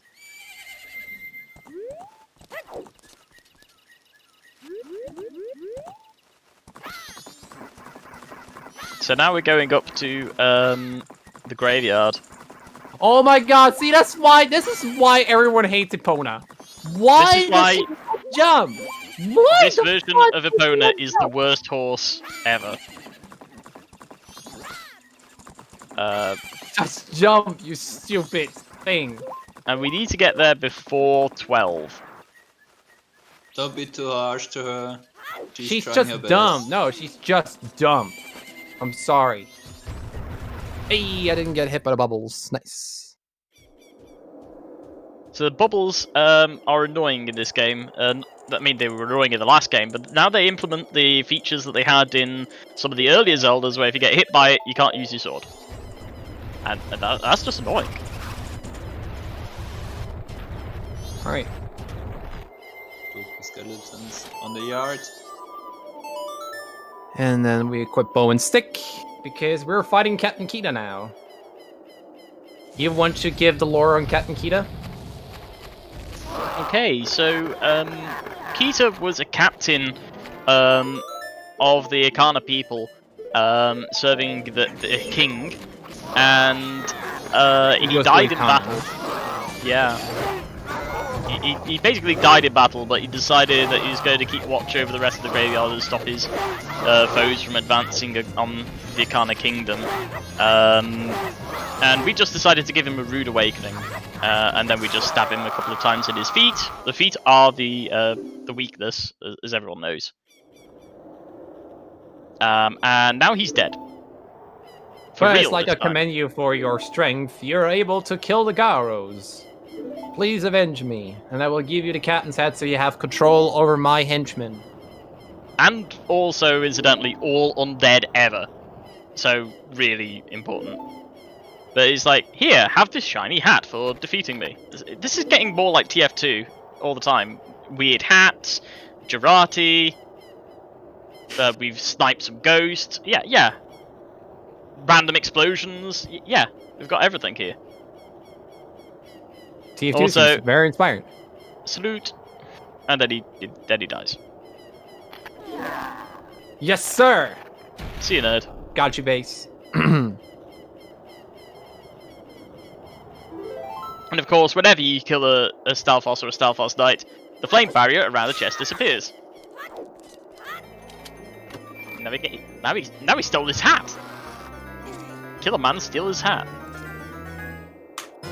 And we got the captain's hat.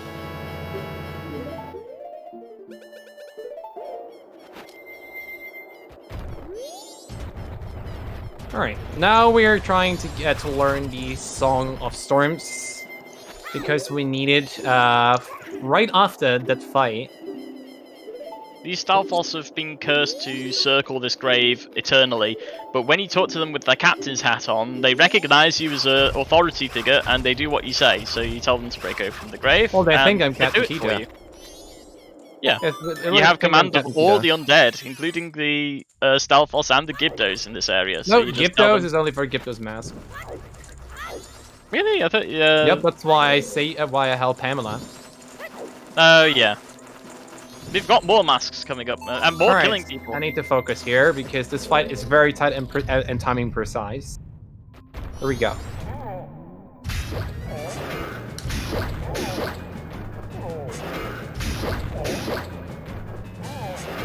Okay, focus here.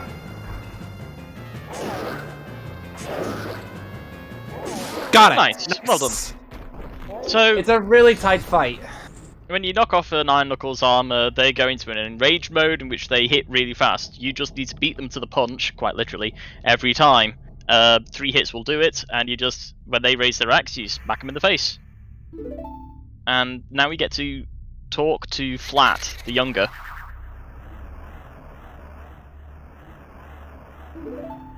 Yeah, basically says like his brother Sharp sold his soul to the devil to beat the Garros, and the only way to salvage him is to play the Song of Storms that his brother Flat composed. And we're gonna do that right after, because we're doing something called Ice Arrow Skip in a very few. Don't worry, we'll get Ice Arrows, but we will skip it for a while.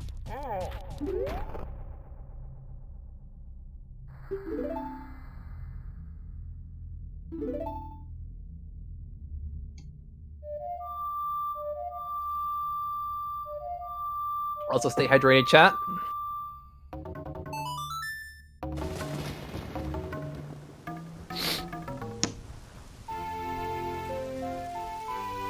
It also goes for you, JJ and Doc. No, I've hydrated. I've been hydrating through this whole thing. Good boy. I might have to invert in a bit. Yeah. Because I choked a little bit. So we might need to play the inverted song and pause a quick slowdown to help us get up through the Arcana desert. Part of the reason why the Song of Storms was composed was Flat wanted to compose a song to counteract this curse which has been brought upon the Arcana graveyard and end the drought, because the river has been dried up for 100 years or so. And if you talk to the spooky Poe collector with the Garo mask which you caught before, he recognizes a ghost and lets you up. She was kind of looking down with her thing and her thumb in the shape of a on her forehead. And it won't stop coming, and it won't stop coming, and it won't stop coming, and it won't stop coming. There we go. Keep it on repeat. For So an on hour a specific on a very small area, you can actually long shot those. You can long shot that bed tree there. You're not meant to be able to see it, and you're meant to use the ice arrows to help you cross this area where the water is, and we just ignore all that. Because that's slow. Going fast is fun. So now we're going to invert time and slow it down a bit, and take this waypoint for later. And now we're going to fight Sharp. Oh shit. Doesn't matter. Okay, take 2. We're going to fight Sharp. Yeah, there we go. They didn't want to So- get caught by the Gyptos. Sharp, after he sold his soul to a demon, he became cursed, and he is playing a song that drains the life from his enemies. Except that after he drained the life from all of his enemies, he just kept on going because he can't stop. So you can play the Song of Healing here, and it will have a temporary effect when Sharp goes to his senses. But then he says, it's too late for me now, and the curse retakes hold. But if you play the Song of Storms, it stops the curse completely. Sharp is allowed to go onto the afterlife and rest in peace, but most importantly, this song was draining the life from the river as well as draining the life from his enemies, so now the river can flow again. And that's what we need to do to let the river through. River flows within you. So, The person who hears that knows what I referred to that right now. The person who Do we? is lurking, yes. But yeah, just if there's lacking water, just bring it back. Forehead. Also, nightmare fuel. Also, let's There's get some loads stretchies. of Gyptos roaming around this area, and with the water now playing again, the music box house, which has a water wheel attached, starts playing this song called Farewell to Gyptos. And all the Gyptos respond to it and now go back to sleep. Sleep is underground, so they all die. Which is good, because they're nasty and we don't want them to grab us.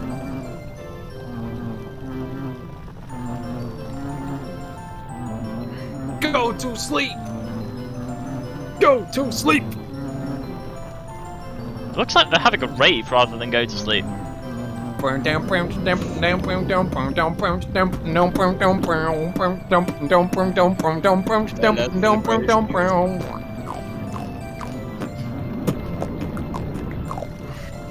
Alright, that's enough beatboxing for today.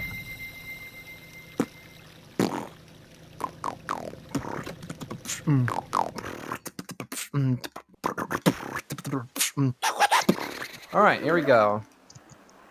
And now Sharp is being saved, and says like, yeah, thank you very much, blah blah blah blah blah. You saved me by killing me, like you've done to all the other people you've tried to save. Hooray! Yeah. It's funny how At he has this sun symbol on his head there. Maybe he was originally basically designed to give you a sun song or something, because the sun song still exists in this game.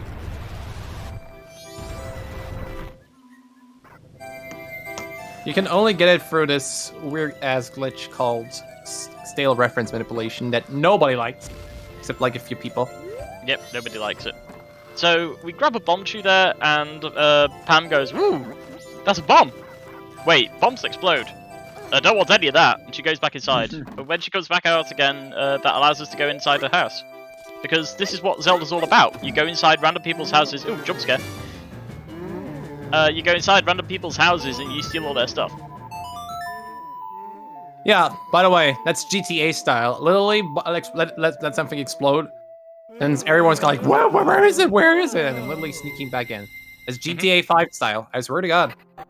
So this time we play the Bro, song Mark, of killing way ahead everyone of you time. know. We played the song of killing everyone you know. This time we killed the Gibdos who was infecting Pam's dad. So we actually healed someone by killing them. I've got nothing. We killed someone to life. That's a Bible thump moment. But it gives us this sick ass mask as well, so it's fine.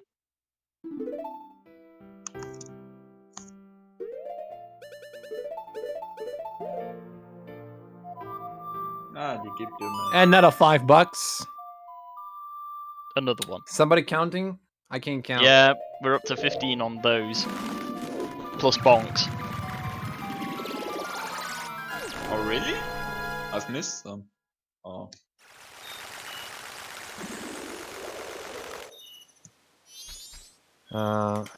So here we've gone back to Lon Lon Ranch, and we're here just to find out if these aliens are real.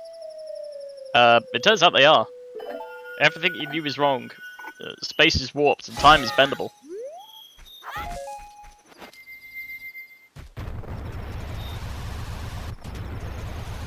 Alright, let's wait till 3 and we're in there. Alright. Very nice. Very nice time management. So, basically, what you have to do is to defend the... You have to defend the ranch. Although the Garo, they aren't real aliens, spoilers, they're ghosts.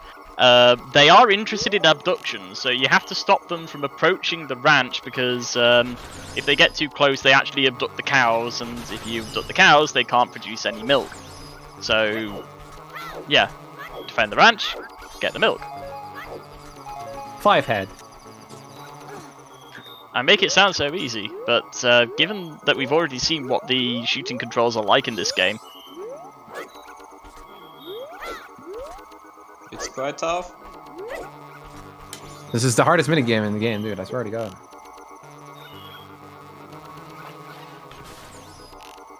all you need to do is defend the house. Sounds easy with that aim. With Pega aim. The pig aim everywhere.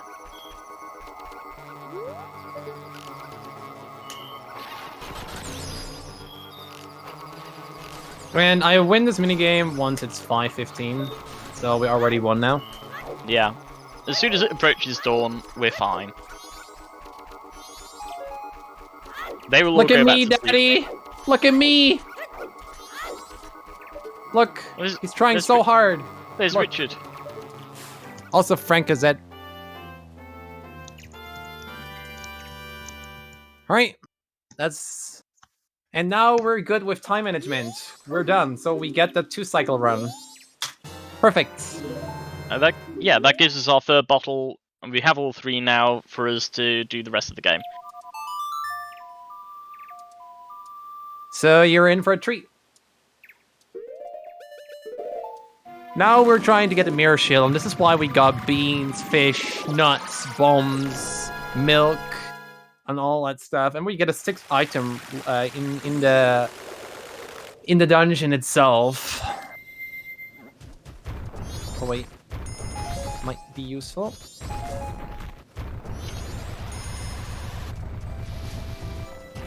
I think it was called Beneath the Well, right? Yes.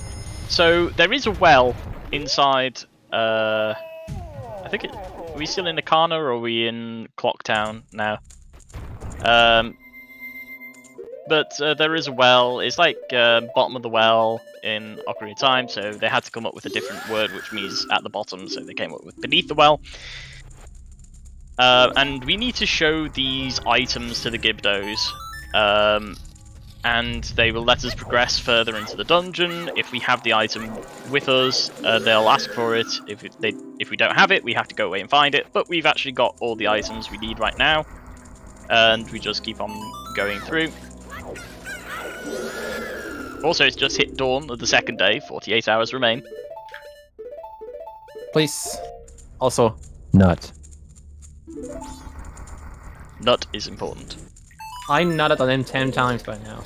Everyone in chat agrees. Nut is very important.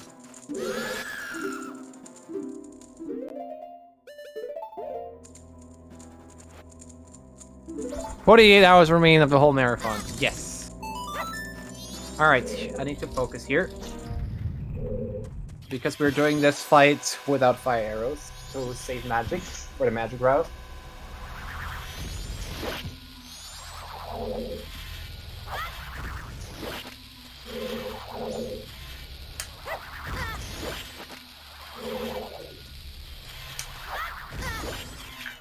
Ah, I was way too late. Shit. But it's fine. Yeah, so with this, we use some camera manipulation and knowing of where the big Poe is actually going to spawn. We hit it with the one bomb at the start, and then we try and hit the remainder with bombs. What do I equip again? I forgot bottle. The bottle, the Gipdale. Okay, it was just dump. Excuse me. And this is important for us because we actually need to store a big Poe spirit in a bottle and show it to a Gibdo right at the very end. A little throwback to the 10 big Poes from Ocarina of Time, which everyone hates because it's so goddamn slow. What was it? No, it was straight, right? No.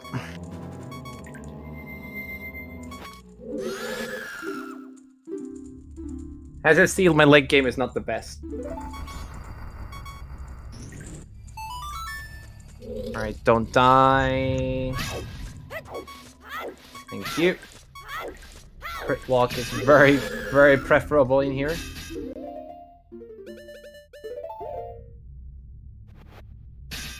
My position on the after the second explosion was bad, so I screwed that up.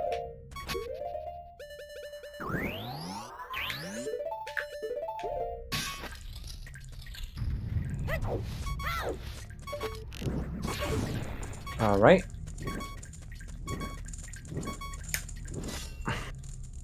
Gotta love the frame perfect stork pull every time.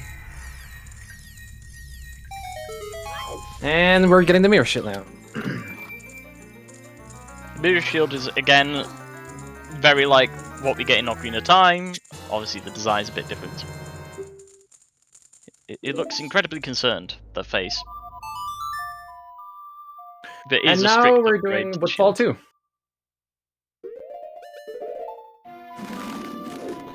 Benjee, flip and focus. Flip and focus. Don't get irritated, Benj. This area was in several OOT prototypes. Yep, that's very true. So coming back here to Woodfall Temple, what do we have which is different now? We have the hook shot. Why is that important? Well, now we can hookshot all the torches, which just means we can get through the dungeon so quickly. It creates such a huge time save. In fact, we could go directly to the boss now because we do have the key. So we just get up there and complete the dungeon. Heck, I didn't get the fairy. That might be a bit troublesome in my opinion.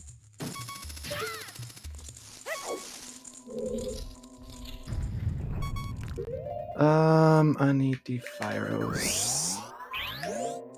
Yeah, that should be fine.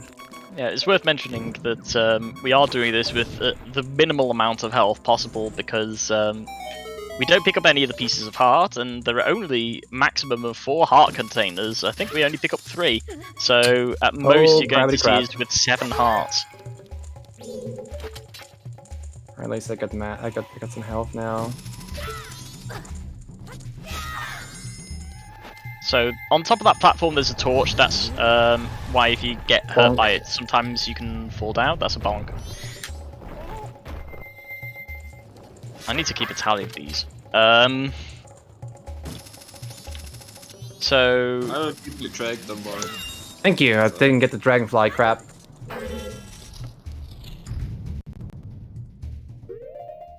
now we've made it up to our second boss, who is also the first boss, Odolwa, the masked jungle warrior. Yeah, Majora's Mask has like what? How many pieces? 13 times 4, 52. You start with 3, and there's only 4 heart containers. Nice. Oh, that's really good. 3, 4, 5, 6, 7, 8, 9, 10. Perfect. So this is what we call a stun lock. If we crouch step in a very specific rhythm and crouch step him just at the beginning where he tries to jump away, we can abuse that to keep him down and keep hitting him until he dies. That was probably the best RNG we could have had. He Yep. went into his stunned animation where he's sort of wobbling around on one foot, and then we just stun locked him to death. Yeah, normally in most cases he tries to jump off, but since this is marathon luck right now, he didn't jump off and we just instant kill him. There is a faster strat which requires frame perfect quick spins and quick spins in a row. And that saves like 3 seconds, but it's really not worth it if you're not consistent at it, very consistent at it.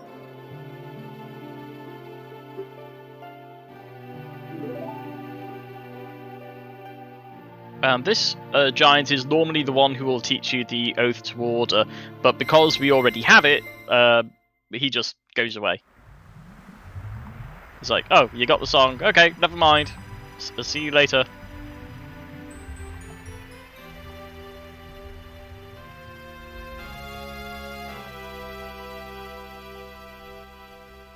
Alright, and now we're doing the Zora Egg quest, so we can get the Great Bay Temple.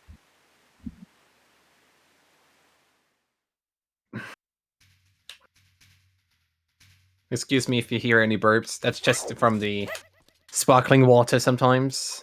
I try to withhold it as much as possible so people don't hear it. Excuse me, my bad manners. Alright. So the reason why I equipped the egg there on C down is because I want to drop it. So I have 3 empty bottle slots now. And there are 4 eggs in total in Pirate's Fortress. And if you remember, I got that 1 egg from the hookshot room. So there's 3 more left. Allowing me, thanks to the 3rd bottle, the alien bottle, as we call it, to do the 2nd trip all in one go instead of 3. There is another route. I don't know if it's faster, but I think it's supposed to be faster, but much, much riskier. And it's called a 2-bottle route.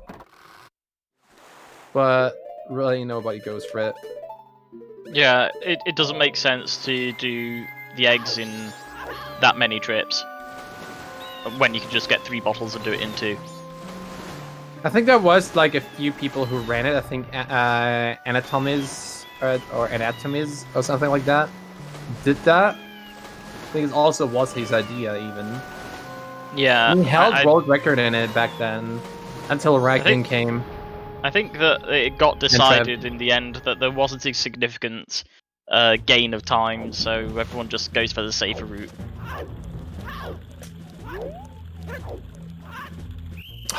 Come on. I didn't jump off far enough because I was too close to the ledge. That's some horse crap.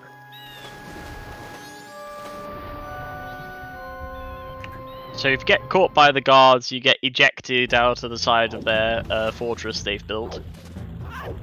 Come on, so, lag is real.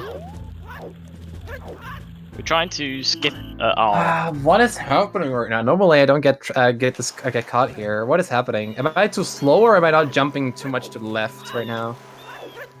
I assume this. I think I assume this latter. The later, yeah, I think but it's the jump. I think it's the jump angle. So what we're trying to do here is we're actually trying to skip a cycle in the guards' pattern. And once we do this, we're able to get past them without having to wait for the guards to go past us. Okay, don't bonk here. Very good.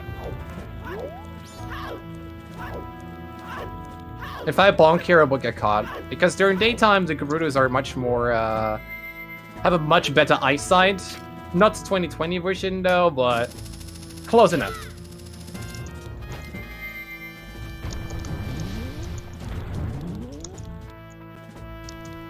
Da, da, da, da, da, da. Do we have any new donations, by the way, really?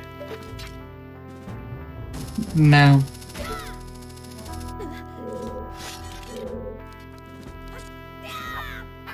That was the weirdest jump slash I've ever seen.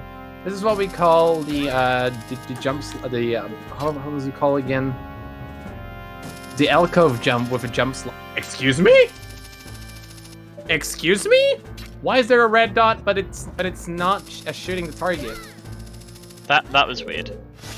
Normally it's the other way around, where it says you can't hit this, and then you do. Okay, now I'm mauling. This room is mauling. Haha, Pepe left.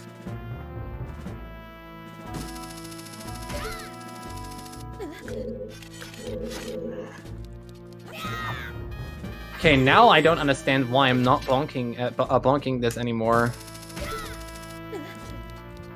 This is a first for me. Normally I don't have issues with this. Yeah, what's meant to happen is similar to what we had in Woodfall before, where we bounce off the rock with our sword, and it redirects us at the angle we need to drop down to the ledge below.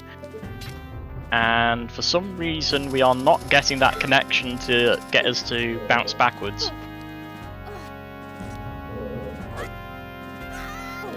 So we tried a different setup here, which is backflipping off the wall and then ledge grabbing when we get there. That was an alternative strat that I literally remembered that people did in any percent runs 6 years ago, since I watched Majora's Mask speedruns for 6 years. It's a really old strat, and I literally just remembered that one. Yeah, asking in chat, is it £5 every time you fail a trick too?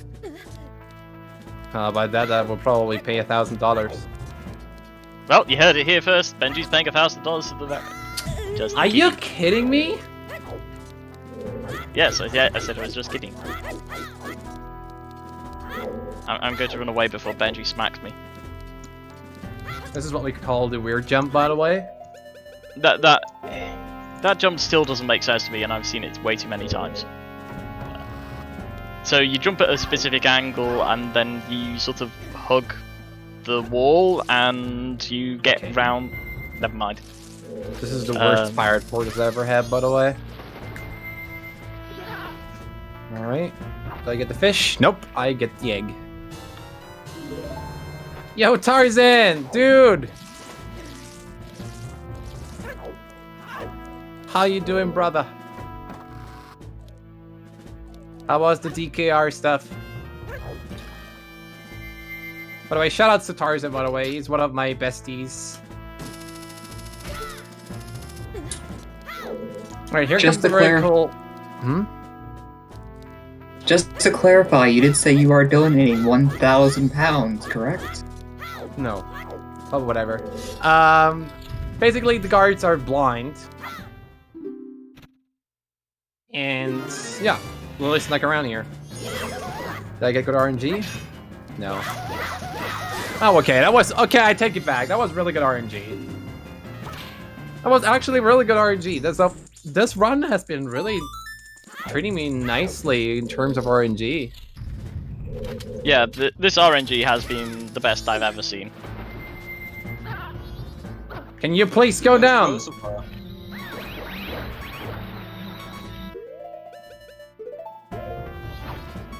No, wait. Can I please get the egg? Thank you very much.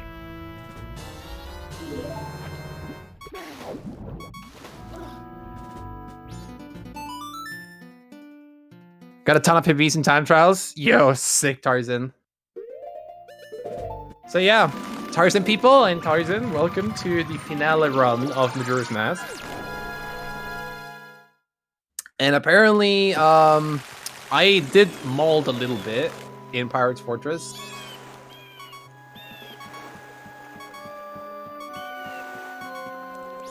Alright, Let's drop those 3 bottles, and then we go to Pinnacle Rock.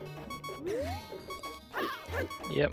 Depositing these 3, picking up the other 3, and then we can get our song, which helps us get to our 3rd dungeon. Exactly. So the reason why we all do this is because the pirates abducted all the Zora eggs, and I think also injured Mikau and killed Mikau, basically, with a little help of euthanasia on our end. And we're trying to rescue all those eggs, and as a thanks for rescuing all the eggs, the Zora eggs become sentient, and say like, hey, thank you very much for helping us. Can I get this? Fairy, please. Fairy? Fairy. Fairy? Fairy? Fairy. Thank you. There we are. This is spec up, by the way. Alright. So here comes the pro strat, and let's see if we can get it first try. I need fully focus here. Yeah, we need some quiet time for this one.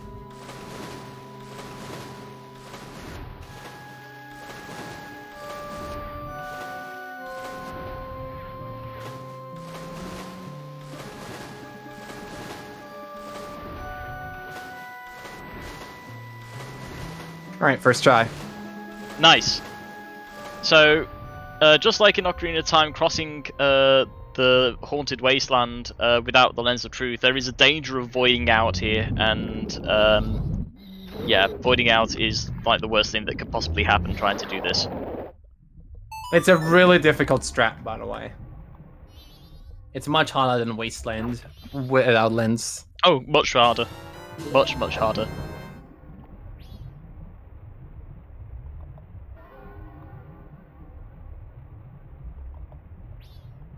I also learned the route, by the way.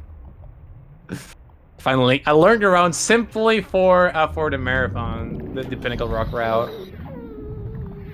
Also, nighttime, 36 hours remain.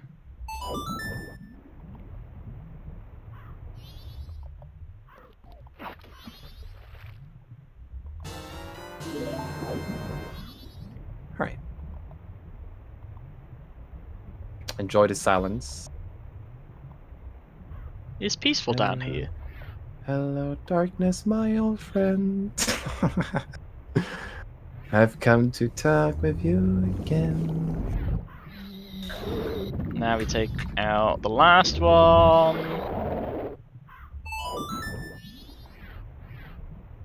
Do a quick swap to get the bottle. And that's the last egg! Yay!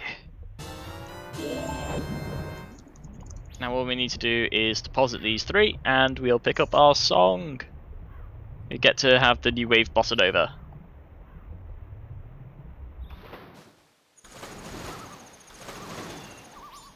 We void out here.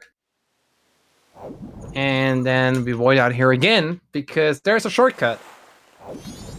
To get back to the bay, just void out here at this corner, and boom.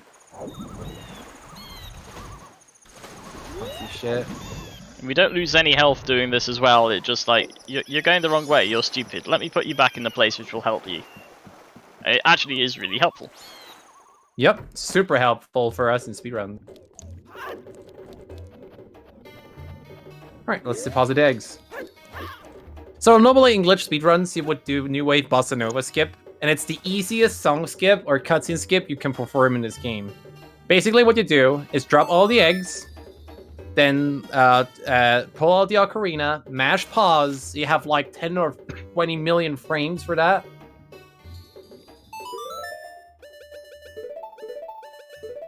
And then during unpause, mash the ocarina again and just warp out. You got New Wave Bossa Nova. Easiest trick in the game. Everyone can do that.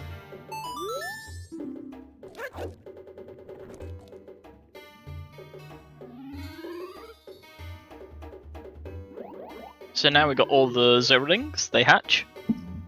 And they just give us the song for free.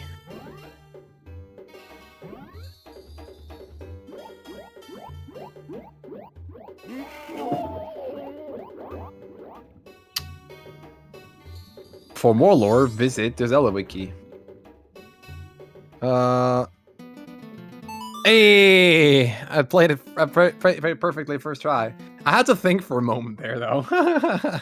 Another 7 notes, and yet these ones are the worst.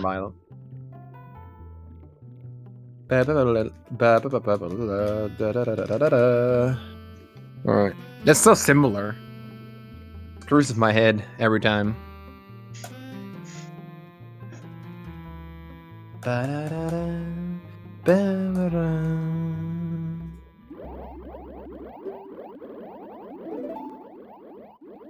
the way, Pots, did somebody PB live on stream? With the exception of Mr. Link, but he PB'd offline. Oh, thank you.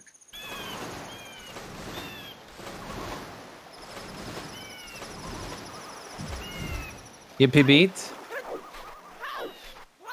How about you didn't PB? Holy crap.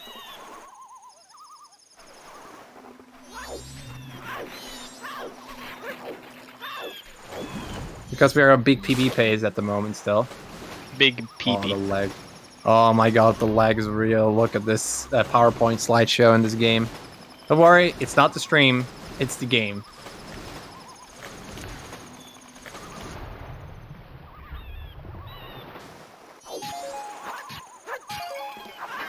Oh, please. Thank you. So now we play the song for Lulu, and she's like, I remember this song. This song is amazing. I remember helping compose it. And then we wake up, giant hecking turtle. Yeah, if you think a turtle is big, just watch this right now. I don't know the lore on this one. Why Lulu sings the song with her and then spawns it as a turtle and all that stuff. Something lore with Sora eggs, something.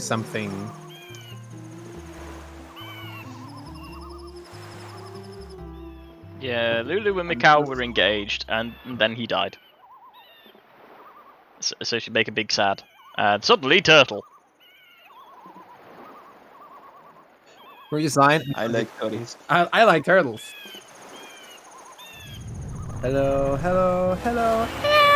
Oh no, boom. Oh no. Alright.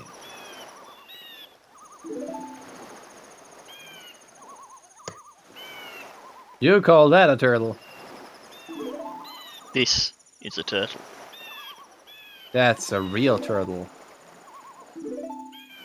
That's not a turtle, that's a spoon. Oh, alright.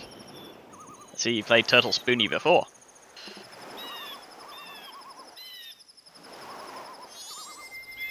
Alright, to everyone who played Majora's Mask before in Great Bay Temple, you're about to get mind blown how many shortcuts and tricks we have in Great Bay Temple. And for that, I really need to focus a lot. So I will take off the headphones. Doki can commentate over this, but I really needs to focus on that. Yeah, it needs a large amount of quiet time. Because it's the hardest dungeon by far. Yeah.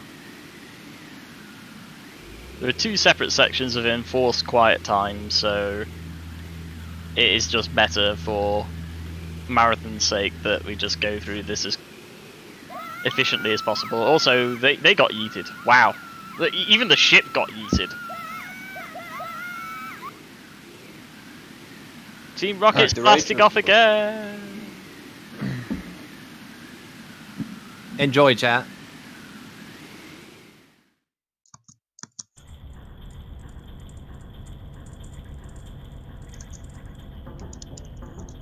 I have not seen any of this cutscene. I've just seen start of temple. Link's being polite, which is helpful.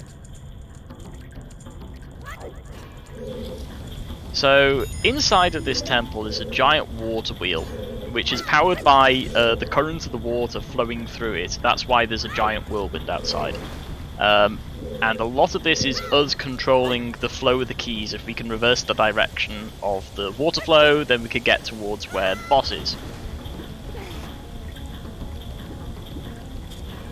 So in my notes here I have that this room, this very first room, there is a frame perfect jump that we're trying to attempt here. So we need to wait for this platform to come, and then our positioning should fix this, and then we need to a frame perfect jump. Let's see. And it looks like we got it the second time. Yes, we did. So that clip is... oh my goodness. Okay. We go again. So the point of this is, with this frame perfect trick, we jump backwards, and we land on the water wheel itself. When we use our mask, we swap over to Goron Link very quickly to give us more stability, because Goron Link's heavier. And then we need to jump across to the opposite platform. This skips quite a bit of the early portion of the dungeon.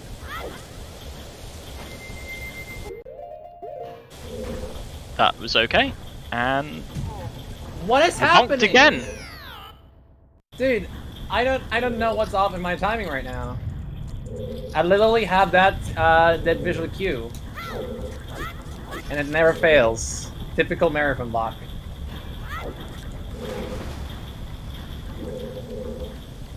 Oh shit. Backed it up. Oh shit. Oh my god, on the weirdest jump I did at first try. Okay, so with some weird positioning we were able to finish off the rest of that jump. So now we have to follow the direction of the current, and to reverse it we need to turn on the red key. And we're going to perform a gainer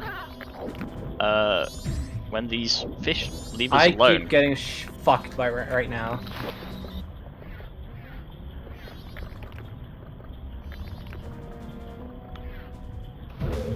Ah, come on!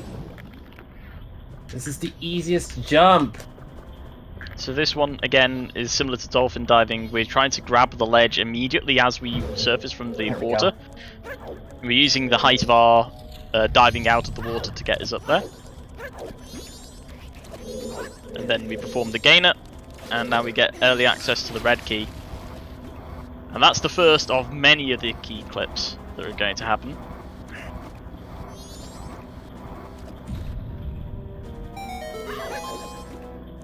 The next thing that we're going to do is we're going to do a ledge grab over there, similar to the one we just did to get into that room.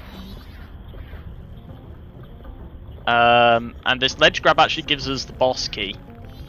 So it's really useful that we're able to get it this early into the dungeon. We don't have to do much backtracking to get the boss key for later. There it is, over the far side of that grill. And yeah, we got the jump. Frame perfect jump slash. Never done before. First try. Pulling out all the tricks, all the stops for this one. And now we go over to the mini boss, and this is where absolute quiet time would be required, because some of these cues are audio dependent as well as visual. And hopefully we stun Wart 3 times, and that will be enough to take down the mini boss.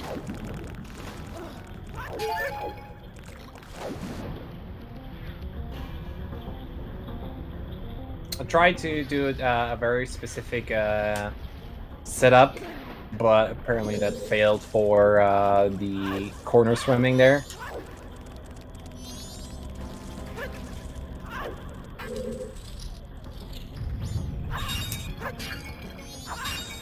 Oh yeah, I have full bombs, so I don't need to do that.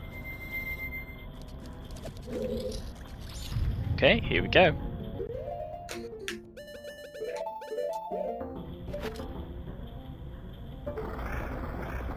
Alright, here comes the word fight, and the word fight is very audio cue dependent for me. That's also why I have the headset off. Basically what you want to do is to do 3 hits, aka on this guy.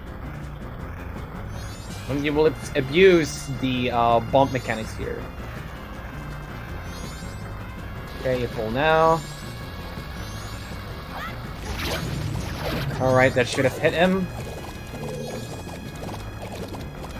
Alright, pulling on the bomb. Ah, that didn't work. No, that didn't work. Whatever. Pull it now.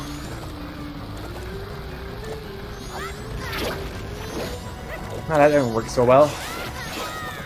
I might be in a predicament here, because if I die, I'll lose like a shit ton of time. Come on!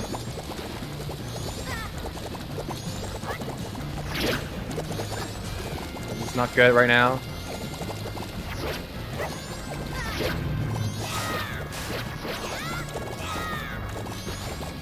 This is a very bad work by the way.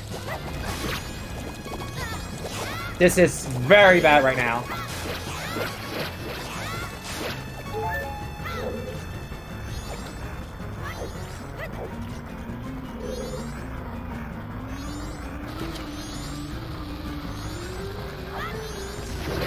Alright, now this is the second phase where word comes out to play.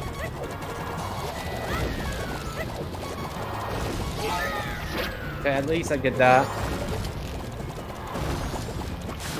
And we have a shit ton of those fuckers here.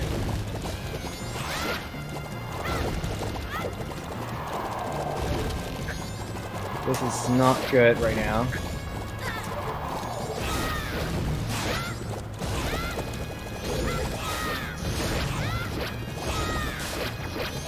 He's stuck in a corner right now, which is really nice, because I can just keep spinning here. And now he's gone.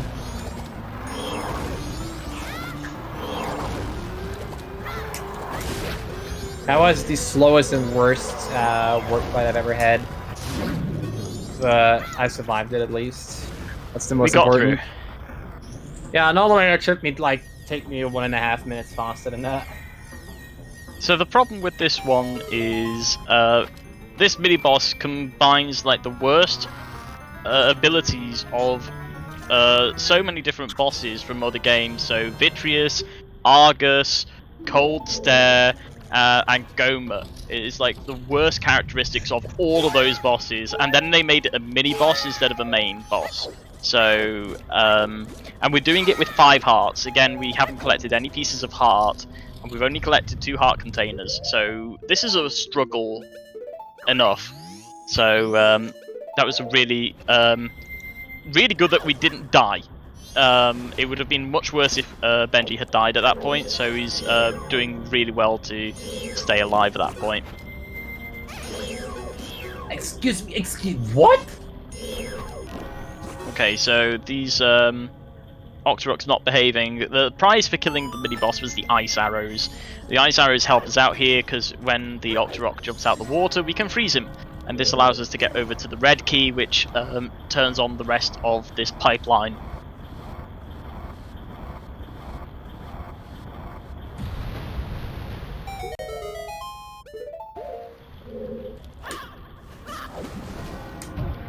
So, as you may have noticed coming into this dungeon, there are 3 pipelines. One is red, one is yellow, one is green, and we need to use a specific combination of all of these in order to reverse the direction of the water wheel. Oh, it's too early. Forgot. Also, dawn of the final day, 24 hours remain.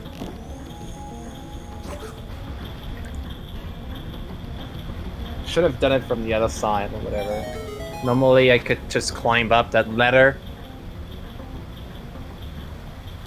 So part of the mechanic of this dungeon is using the ice arrows. You can freeze various things. One of those was water falling from the ceiling. We were able to freeze the hole over, and so now the water's not flowing that way. My reason here to get there is because I want to get the full magic pot, because the magic route is insanely tight from in the late game here.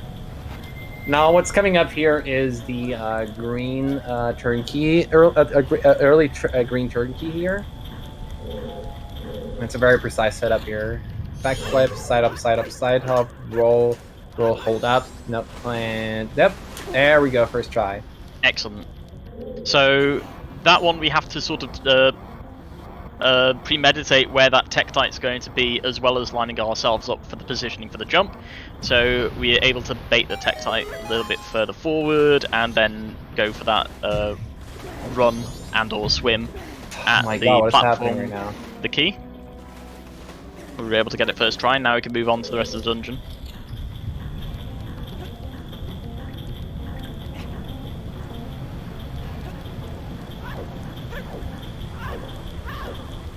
Am I good to read a dono real quick? Yeah, sure. We have a £7 and 70 pence donation from Chawa. Another dono for the cutie, Pods DR Cutie. Thank you so much. Please keep those donations coming in. We're very close to the end of the marathon, but please, any support that you can give really, really does help out. We're currently £53 away from 1,500 pounds.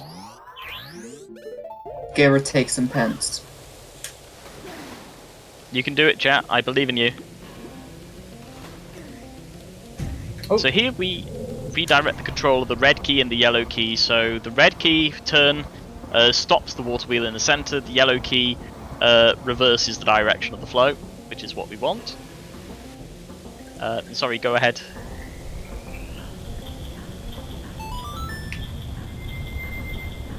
Oh, and here it comes, the hardest trick in the entire run. Let's see if I can get it first try.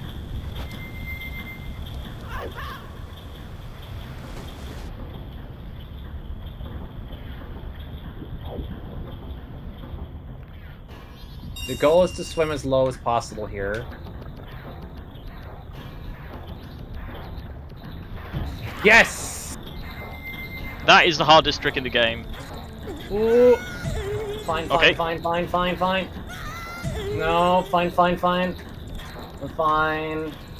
There we go. Oh my god. Pfft, my heart, dude.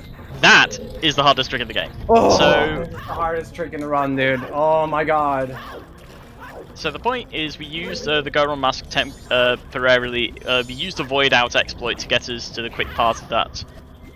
We then went through the pipeline, and we tried to stay as low as possible to gain as much speed. And so when we do that jump, we clipped up onto the water wheel, and then unmasked to go as Child Link and beat the wheel as it's turning in a circle. And then use the platform to jump across to this area. Now we've got this green key very early. And that is everything that we need to do to help us get to the boss room.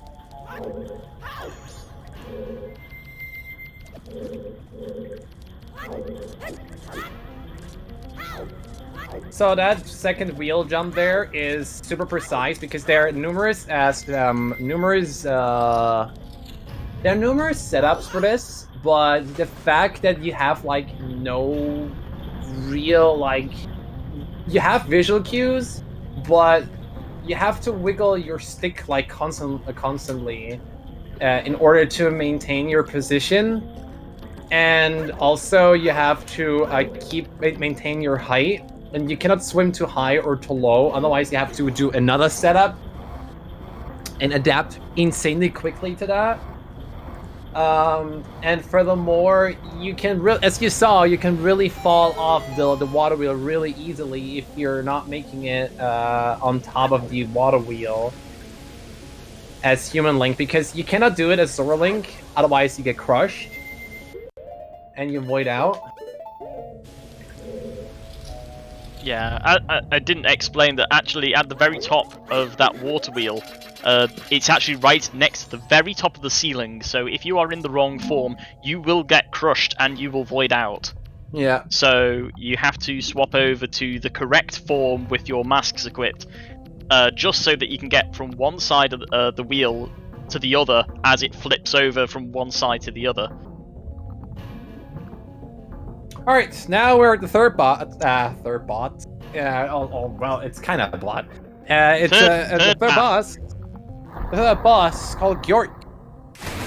Gjort is a really fun boss fight. It can be a little bit challenging. I'll explain in a while what it does. So the first thing that he does is he tries to get you off the platform by charging at you. Now you can stun him, and then use your Sora mask, and then you aim for his neck, and you just wiggle up and down. Don't stay too low, or you will clip through him.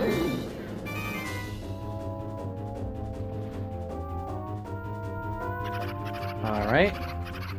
Immediately go back to the platform here with some inverted controls.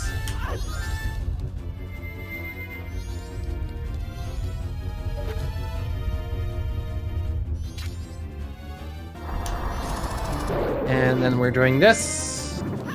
And normally those fishies can screw you over, but...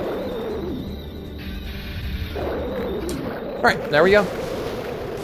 Now that was Georg. I should bring back Gargantuan my... masked I should bring back... One right shoe. One right shoe.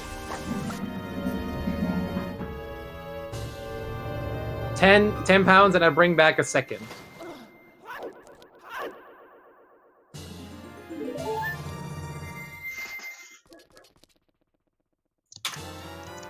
So if we were on like perfect health and RNG and everything else, we might not pick up that heart container because we could do a death warp later. But right now, marathon safety, we'll take the heart container. Yeah, normally I would risk do it. death warp, but I don't want to kill the estimate. We're way ahead of PB. I think we're like 10 to 12 minutes ahead of PB or something like that. I'm ruining the estimate, I know. I'll try to die more. Yes, you're ruining the estimate. As opposed to everyone else who's ruined the estimate as well. To be fair though, I think everyone would appreciate us finishing slightly early as opposed to finishing several hours late. Come on, I would not do it several hours late, unless I get a VC crash. Speaking of which... You don't jinx it. Shut up. Speaking of jinxing, we've still got 24 hours remain, so a reminder to possibly invert when invert the time. Yeah, once we have the third night, I'm gonna invert.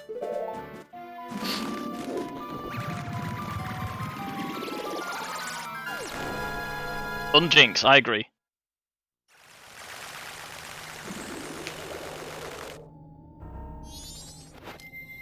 I have a £4 and 20 pence donation from Ali for the sexy commentators.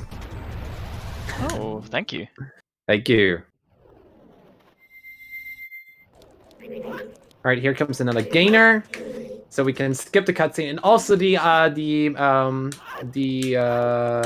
light arrows here. Yeah, the game expects you to use the light arrows, but we'll just do that later because it's easier.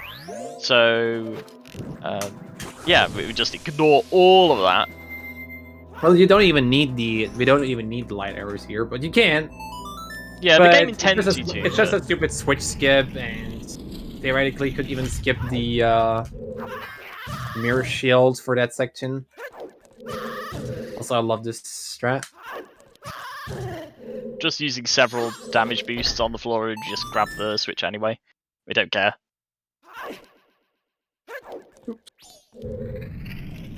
Normally in the excuse me, Corona got me. In the NTSC-U version and in the PAL version, during nighttime there would normally be music, but in the Japanese version, for whatever reason, there is no music. I don't know why. I was just informed that donation was not from Ali. It's from Miss Ocelot. Apparently, Docs GF. Yes, thank you, Tiff. I really appreciate it. Doc's girlfriend, by the way. Ali, if you want to send a donation with the same message, I'd also accept compliments from you. Wink, wink. I hope I brought over the thing, but it looks like I got it.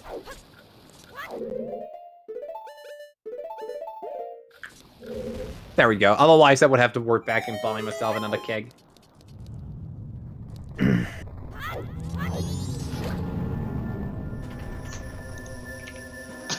This is throw the keg, by the way. I did it for you. Did it for you, chat.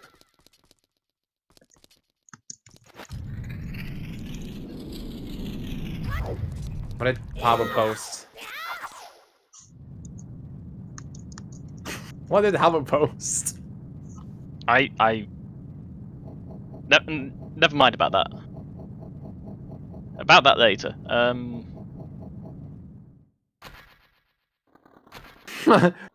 We'll worry about that later. Bosh these nuts. So we're going to fight against Igostu Ikana or King Ikana and his lackeys. Lackey 1, Lackey 2. Hey Chad, you like kicks?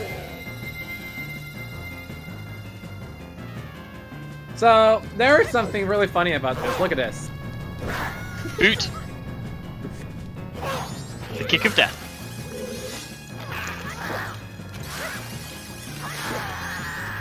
Real quick, we have a £1 donation from Haru. Thanks for the 60 Raichu. Pardon?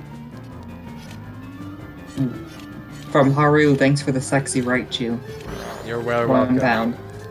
Which one do you mean? Which Raichu? There are multiple.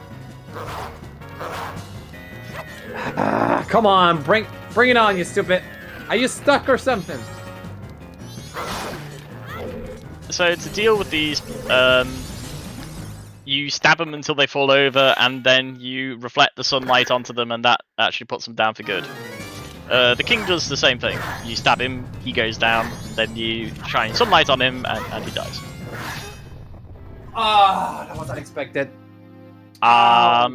Okay, unintentional death. I don't know how he killed me there because I had my shield up, and I heard the reflect, but apparently, I don't know what happened there. Yeah, he just ignored shields. So, okay, not a big time loss. It just means we have to get back up to that room again. It's just RNG manipulation. All Yeah, part of don't the worry plan. about it. And then just a reminder, we are 47 pounds and 62 pence away from 1,500 pounds.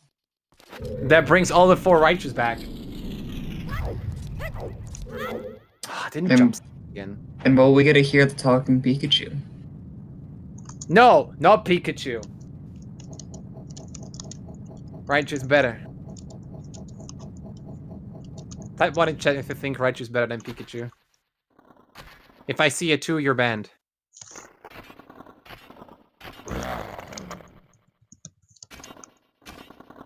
Can somebody please ban all those heretics? I mean, now we have to fight the lackeys again, and he's like, oh no! That's the biggest expression of shock I've ever seen. And it's from a skeleton, no less.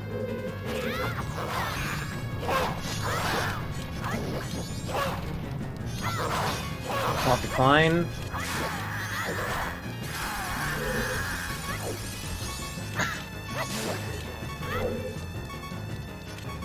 Come on. Alright, that's a good position.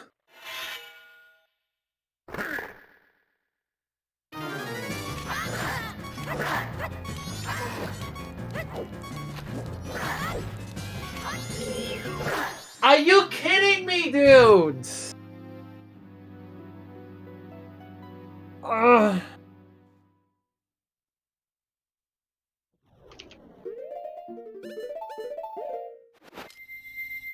What is this fuckhead doing, dude? That's King Fuckhead to you. It's okay, we've got this.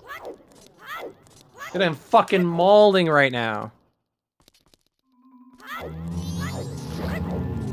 Because I have to death warp, David. Yeah, we need to keep the health as low as possible without going over, so that we can death warp as soon as we take out the king, and he teaches us a new song, Elegy of Emptiness. Everyone hates this song, especially because of the puzzles coming up in Stone Tower Temple. But we need it. We need the song to progress the game, so we can't avoid it.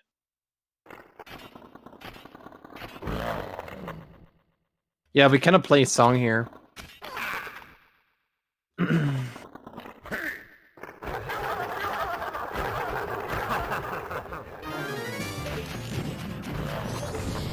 Come on, I got this. You get to see the king's expression for 3 times. It's amazing.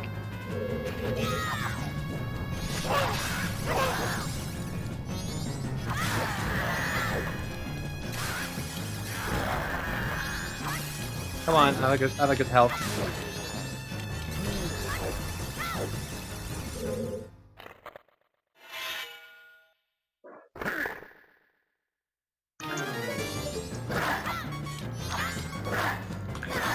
This is good.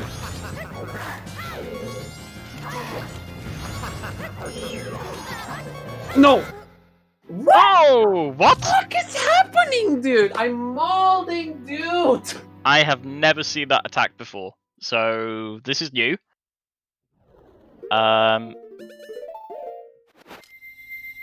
Okay, this is okay. Can we have some cute emotes in the chat for Benjee, please? All the cute emotes.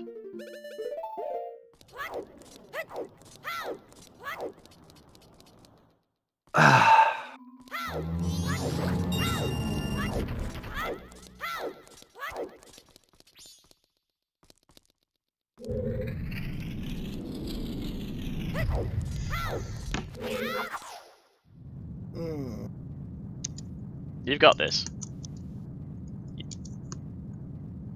I've never struggled so much with the fight. Never.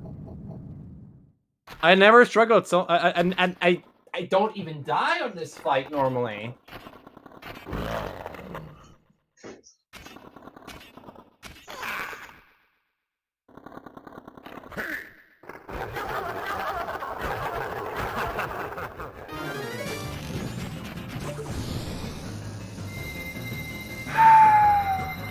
I lost like 6 minutes already.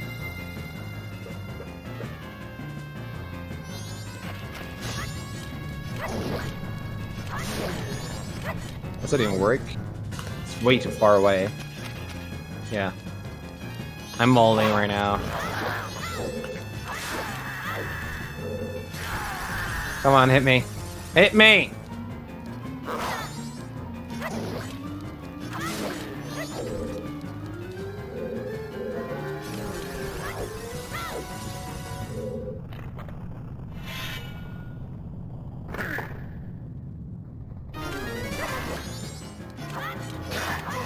Hit me. Good. Hit me again. That looks good, but that's not good, no. I'm too far away.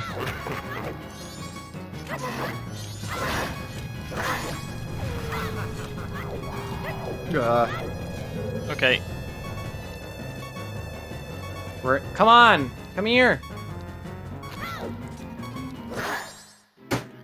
Okay, I'm losing it, dude. I'm fucking losing it right now. What is Okay. it doing?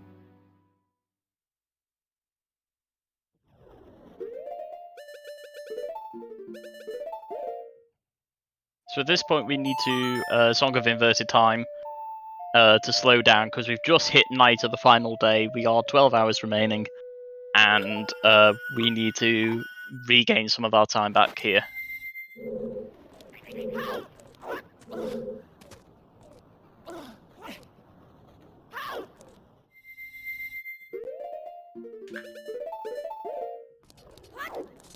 Thank you for the support, chat. You've got this, Benjee. You can do this. I'm losing.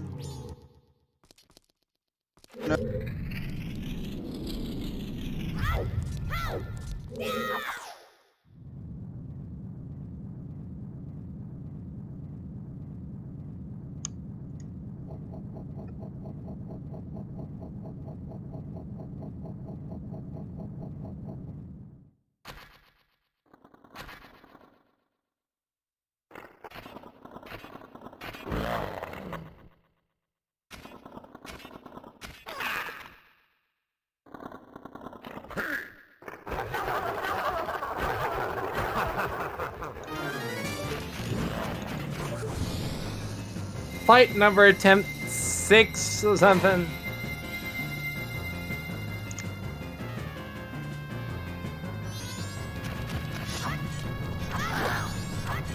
Good. Good. Hit me again. Or not.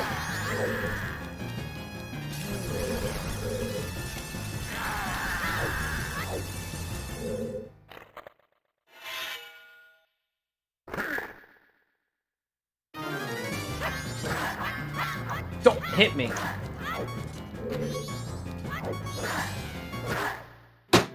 Oh god, come on. I swear to God, if I die one more time, I'm calling it. Stay calm, Benj. You've got this.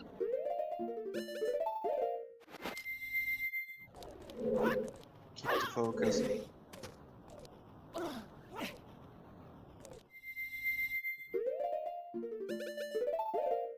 I'm mauling for 10 minutes now, and I don't want to continue this.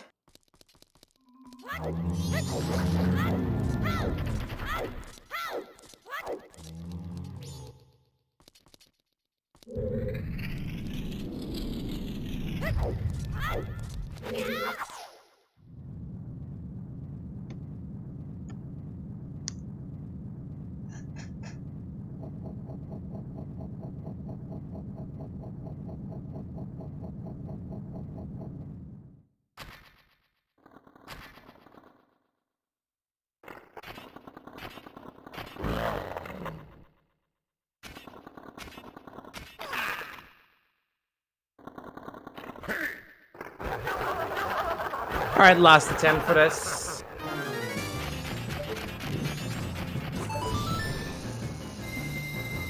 Already lost like nearly 10 minutes on this fight.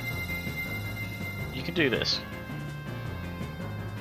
Yeah, I don't want to continue this anymore.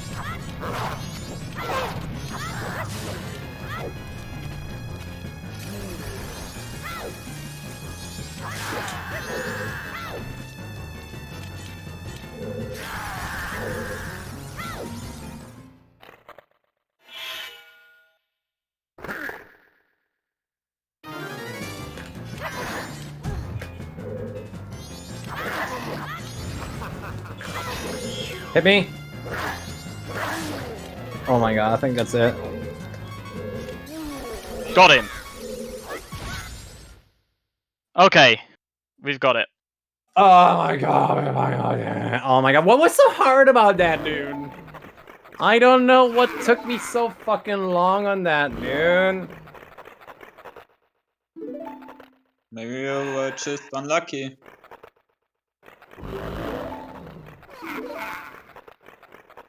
But keep continuing. You've got this. I need to understand this fight more.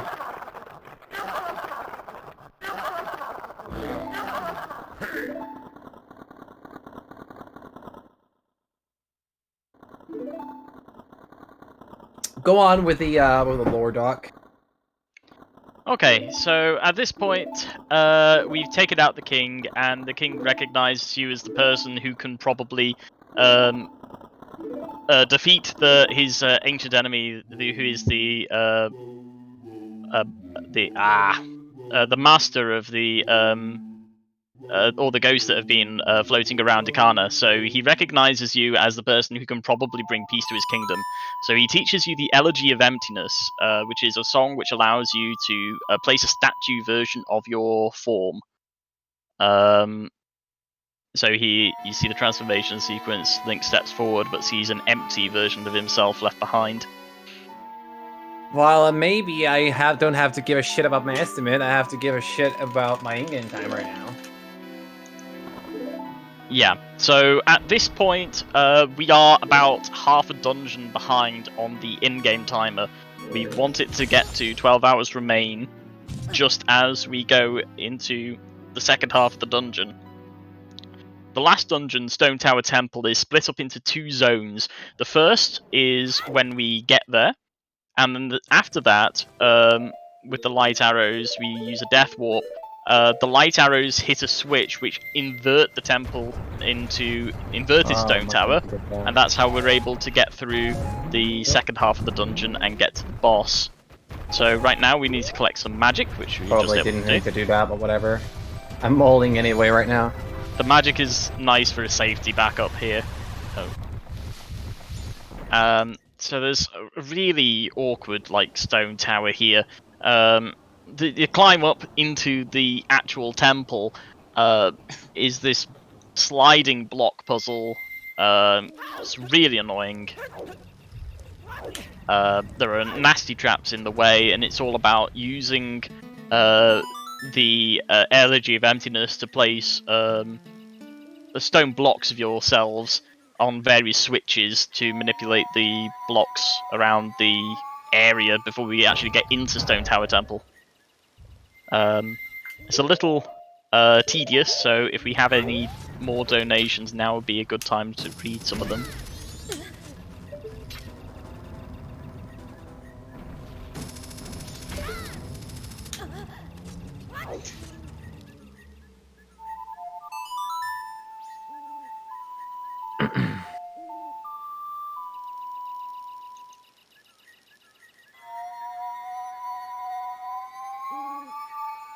We've got a reminder as well to hit the switch before the BMOS. Oh yeah, right. Thank you for that.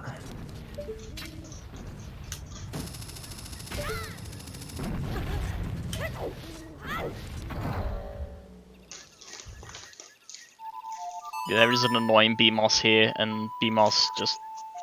Everyone knows we like getting... I would have been on a real close to sub 3 pace. I thought that wasn't a fucking Egos fight, dude.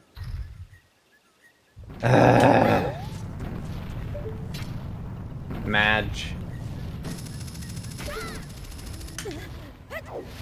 Ouch. There's the BMOS. Everyone hates it. BMOS just shoot lasers and really annoying.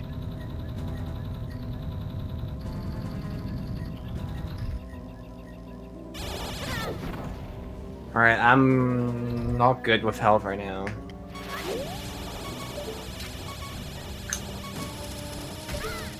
I should be fine.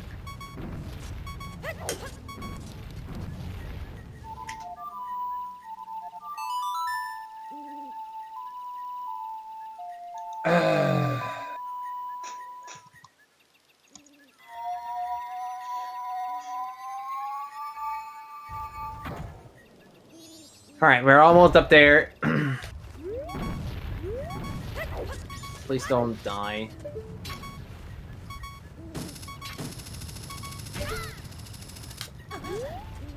Zip.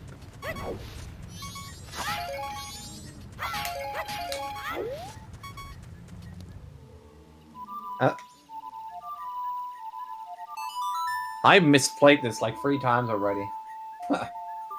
I haven't even been counting. Okay, that's okay. 3 more songs on the total. Abo.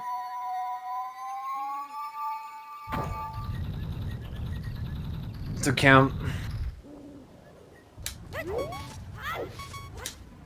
I nearly fell down there.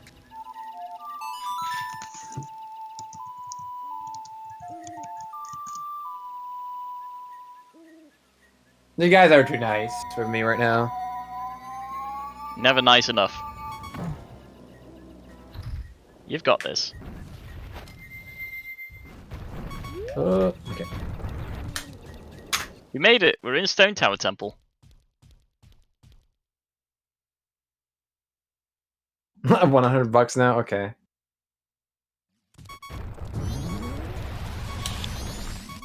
It feels like it. I think we're like pushing 40. At least I have a full heart here. Yeah, we were able to use a quick damage boost there to get a bomb to blow up the wall for us. Saves time.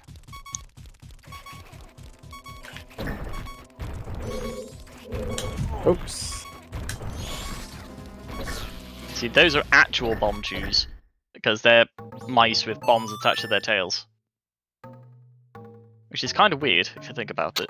God damn it, chat. Please. I already donated right around £200. What do you need more?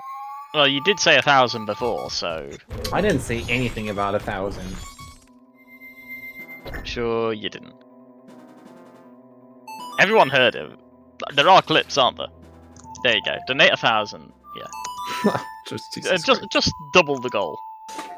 We're almost at 1,500. Let's make it almost 2,500. Let's go. You need more Raichus? Well, you don't get more Raichus.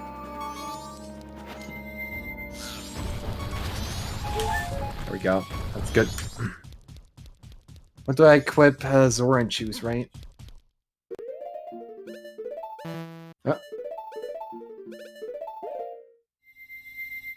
£1,000, I'll take you out to a nice dinner in the combination of Vienna and Venice. I would do that.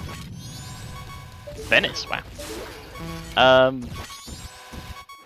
So here we found out that bomb chews are like the hardest thing in the known universe, and they're actually indestructible. Because we just sent a bomb chew going through lava. Like, it's a bomb, it's designed for exploding under heat, and it's like lava, no problem. I've got nothing.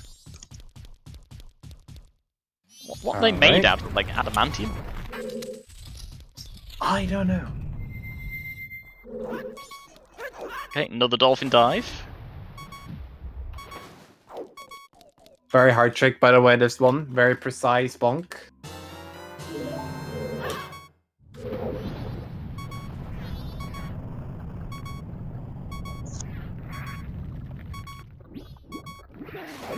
Alright, here comes my least favorite room. Docky knows why. Yeah, we need some quiet time for this one. This is, I think, the last quiet time we have. It requires counting. Counting is like the hardest thing that a speedrunner can do.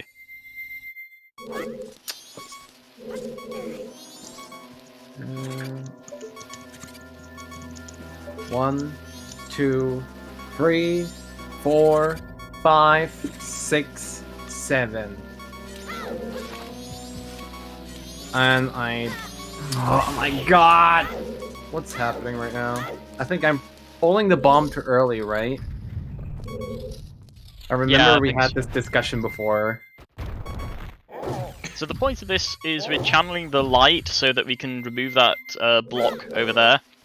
We need to do it in a specific way with these mirrors with the timing of the puzzle. 3, 4, 5, 6, 7.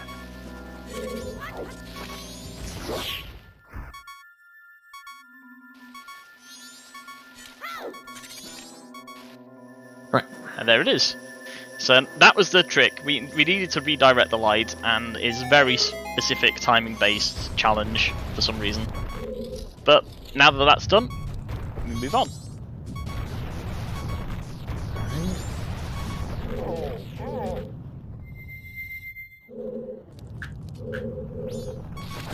And here comes the last damage boost here. Yeah, Oh, that one... what the? Wait, I never seen that before happen. Nope, that's new to me. So this damage boost is like similar to the other ones. It's I think a little nicer than the others. But same deal, we want to get up there. Okay, very good. And then we use the airflow from this to let Deku Scrub Link just float on over to that platform. And he's the mini-boss of this dungeon, the Garo Master. This is the leader of the enemies who were fighting against the Akana Kingdom. So true, Nan.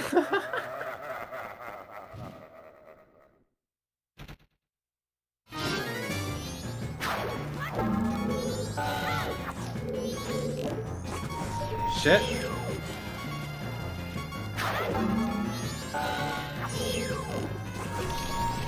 So he tries to be a ninja and does flippy shit. But we can just freeze him in place with the ice arrows, and we don't take him out. He takes himself out with a bomb, which is very weird. Love the Garo. But then we get the light arrows from killing him, which is great. And it's a good thing we have Quarter of a Heart, because now we're going to perform another Death Warp. Opening the chest on the explosion of the bomb.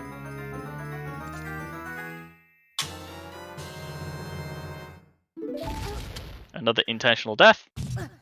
And another skip like before. The chest music's still playing, so we ignore all of the music until we get back to here. Also, music comes back. When you take a death warp or die and respawn, the music comes back. Japanese version is amazing, right? Mm-hmm. So we come over here so that we can get an angle. There is a switch on the side of the front of the dungeon. There it is. And it can be hit with the light arrows. Doing that flips the physics inside the dungeon and creates the inverted stone tower. The recommendation is don't fall into the sky. I would agree. Like, being on the planet is better than not being on the planet. So good advice.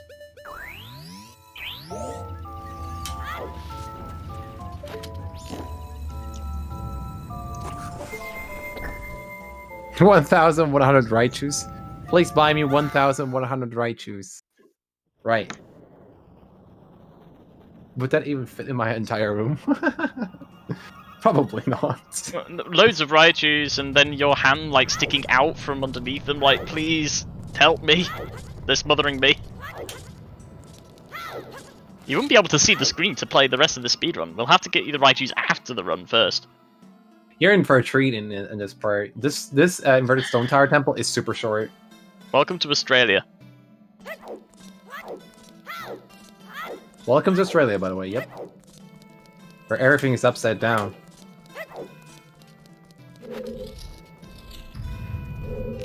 So, the whole purpose of the light arrows in this game is we could remove some blocks like this one. We did it before with reflecting light, but now we do it with just shooting light directly at it.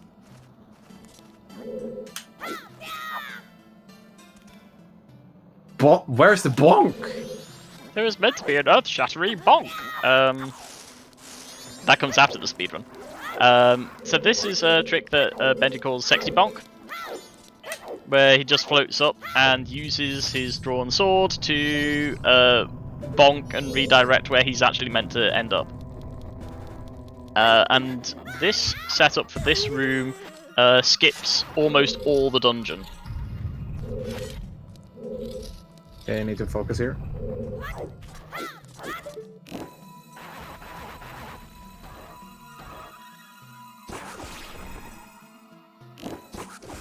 Missed it.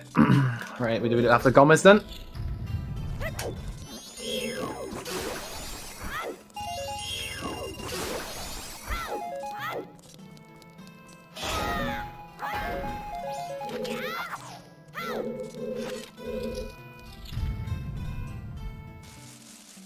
Right. So now we're going to fight this next mini-boss, Gomez. Hopefully this should be short work. Right, here we go.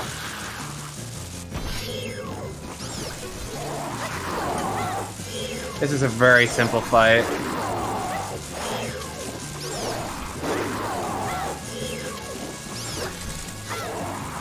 Oh, hello.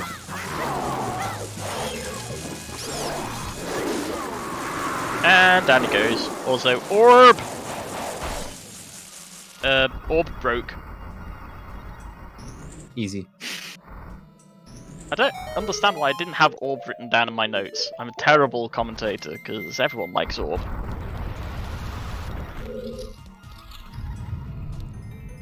We got the boss key, so that's the important thing. Alright. We're skipping the entirety of the dungeon.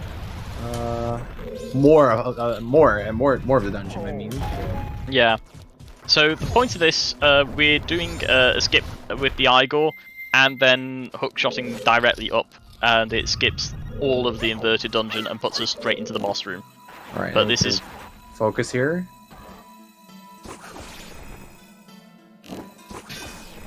I think I should be fine resetting up here. Yeah. Because I still have enough magic left.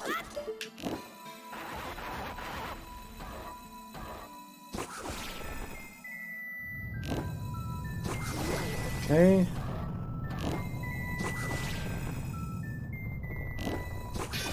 Ah, I was a little bit too high.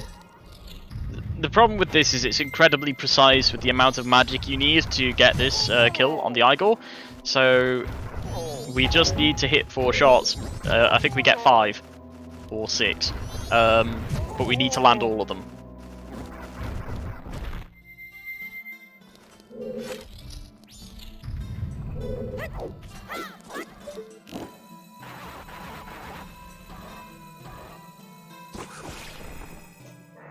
Hi.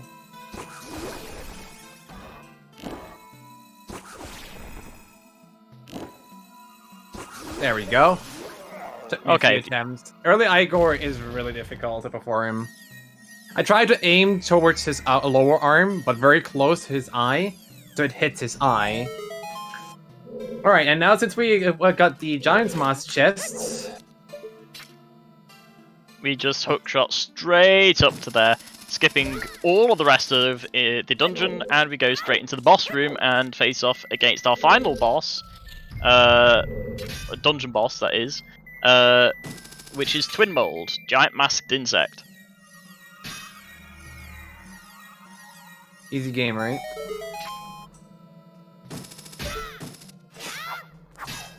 After Twin Mold, we go straight on to the moon, Alice. So, yeah, this fight is... It's not an easy one, but fortunately, with the inverted time still on, we should be okay.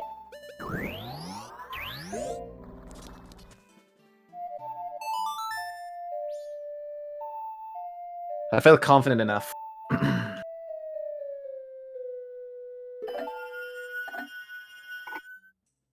But I want to go with Ice Arrows because I want to go with the red Twin Mold for safety. Yeah. So there are 2 parts of Twin Mold, red and blue. One responds to the ice arrows, the other responds to the fire arrows. And the red one will go berserk if you kill blue first. So we ideally want to kill red first and then go back for blue. We've uninverted time, so we've got about 2 hours before the moon starts crashing.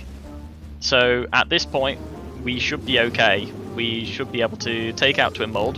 This is going to rely a little bit of concentration because, again, the aiming of this game is so finicky and weird and not intuitive. Fuck off, bitch! Why is RNG doing this to me right now?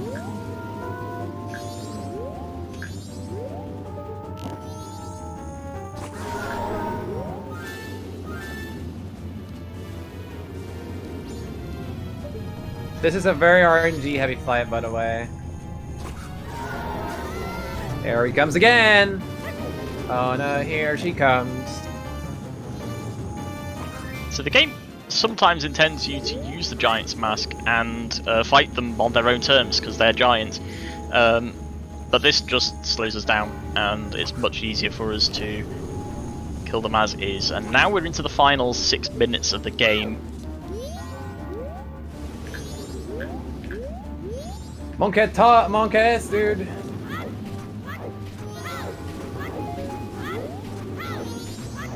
Don't ever do this in the run, by the way.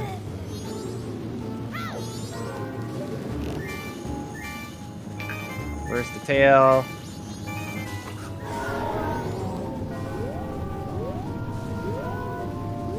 Can we just get Monkeys or something? Everyone is like, oh, the streamer is gonna be fine. I've killed runs before. With a bad timer. Docky knows the best. Yeah, I am very concerned at this point. We're not even talking... Oh no, he's throwing just... Oh my the god, walls. I'm dying. I'm dying. I'm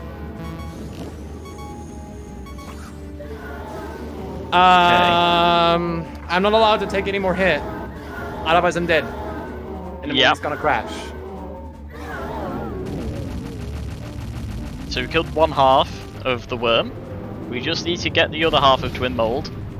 At that time it is until we get a game over. If we allow the moon to crash, that's it. Game over.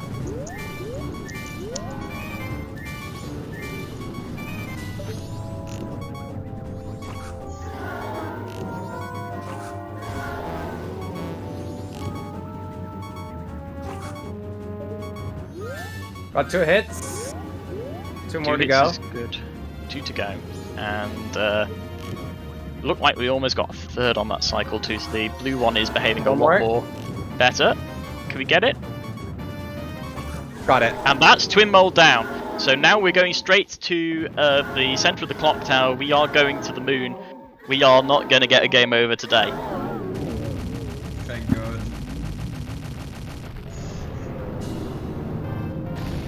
Yep, I definitely would get the heart container here. We get that heart container. We get that bread. Okay, we pick up Twin Mold's remains and the heart container, and meanwhile we talk to the giant, and the giant says, "Don't worry, just call me in about 3 minutes or so. You'll be fine." I swear to God, this run is so trash. I lost like 15 minutes already, or 20 minutes to bullshit. But, A, I'm very rusty.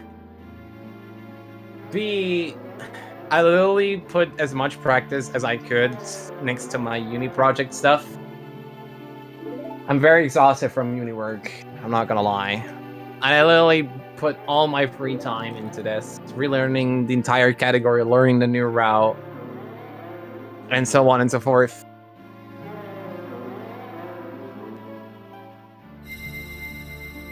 At least I'm finishing this. I wish I could play this song, I swear to God. Normally I play the Elite 4 song from Gen 5 during the moon crash cutscene, but due to the sad audio setup that we have right now, I cannot play it. And it makes me sad. Oh, whatever.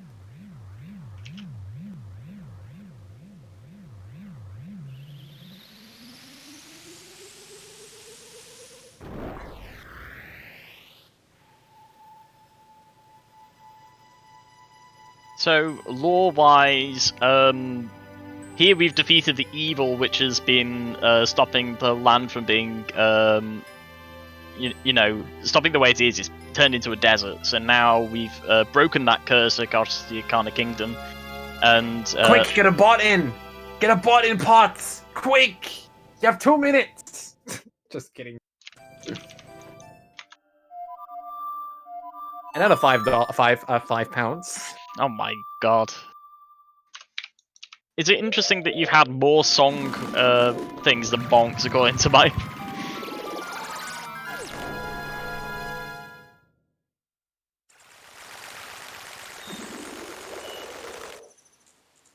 So, yeah. All this cutscene, but meanwhile the time is still going on the in-game time. Oh. We've got 4 minutes for Benjee to climb that tower. For some reason, going with the Goron actually making it slightly more difficult. It's meant to make it easier. Pay attention to the Goron face throughout the entirety of the next 5 minutes. You will find something very funny.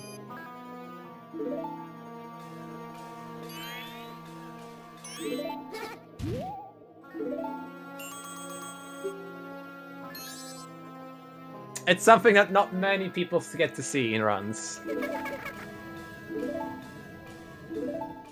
Unless you know about it. That's why I went into there as Goron.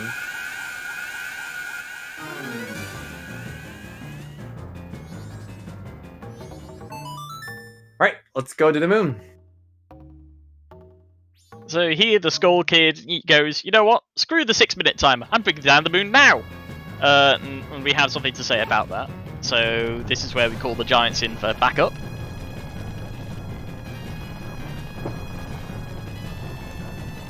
Yo, sleep well, Ace. Majora.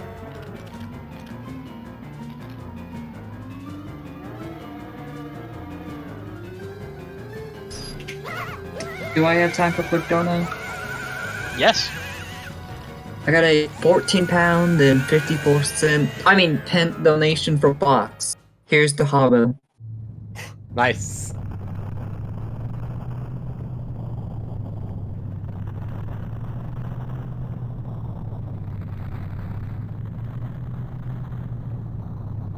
I now hate the fact I said cents. Can I donate $1,500 to fix that?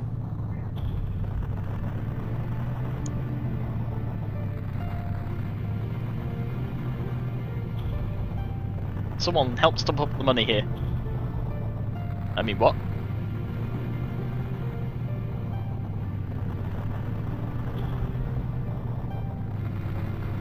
Actually, it's been a while since I've refreshed my screen to see what the tracker is. We're so close to 1,500. That is right. We are 33 pounds and 8 pence away from 1,500 pounds. And Haru just donated £2. Cute Raichu.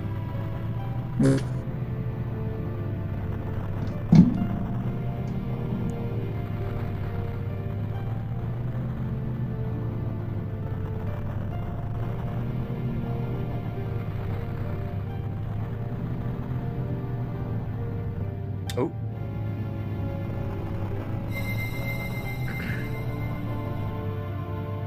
So here the Giants have finally stopped the moon from completely crashing down. And it's like, yay! All of Skull Kid's friends came to help stop the world from exploding.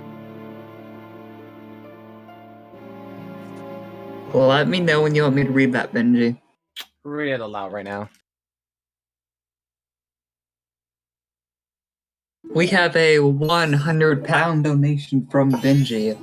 Big shouts to everyone here who made this marathon happen. Thank you for everything you've done, and I'm proud of you that we managed to raise this much for Habo. Let's hope for a bright future for Pods and Habo. We love you. Less than Sign 3. Thank you so much, Benjee. Which puts us at £1,568 and 92 pence. We are 22 away. 32 pounds and 8 cents away from £1,600.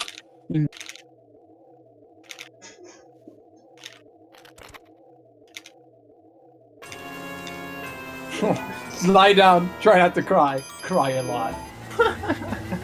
I know, right? Me too. By the way, did you know that I'm actually on PB pace? We are still on PB pace. I've been keeping a track. There we go. on this. There's the face. Face is missing. Come on. Face was missing. Agora face was missing. And just a reminder, apparently, in chat, £1,600 and Habothon's horny posting. So theoretically, when we started with 660 pounds, right? How much are we at right now? We are at £1,568 and 92 pence. Dude, 92 more pounds, and we reached exactly 1,000 pounds since the beginning of this marathon. You know what to do, chat. Can we get a donation train going before this stream ends? Can we get a donation train coming? There's not much time left, so let's try and get those last couple of donations in before the end of this run.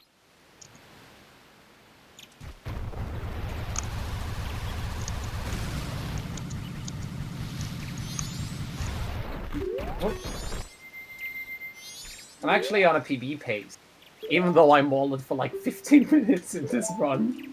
Holy shit. I can get sub-free if I'm more consistent.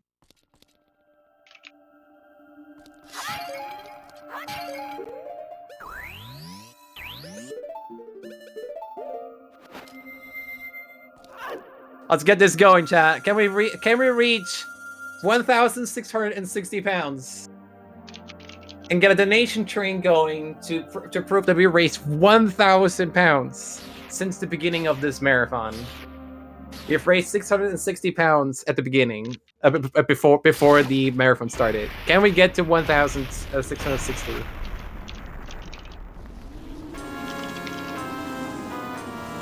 Do it.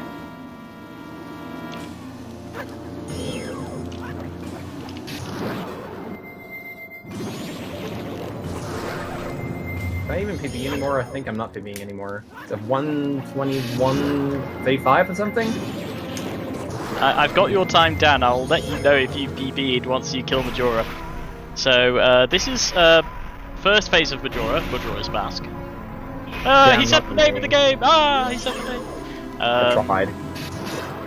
Whatever. So you just need to smack the mask a few times and then it'll go into its second incarnation. Majora's incarnation. Yeah, it's not gonna make it. Sag.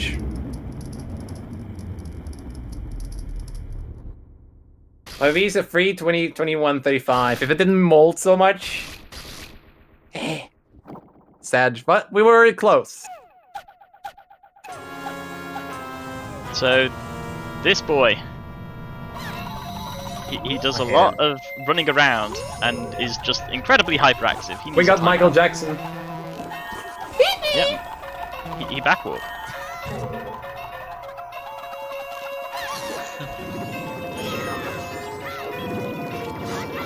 Come on.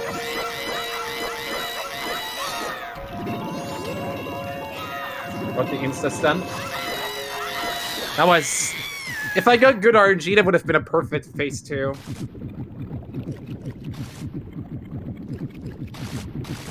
And this is the final form of Majora. This is Incarnation.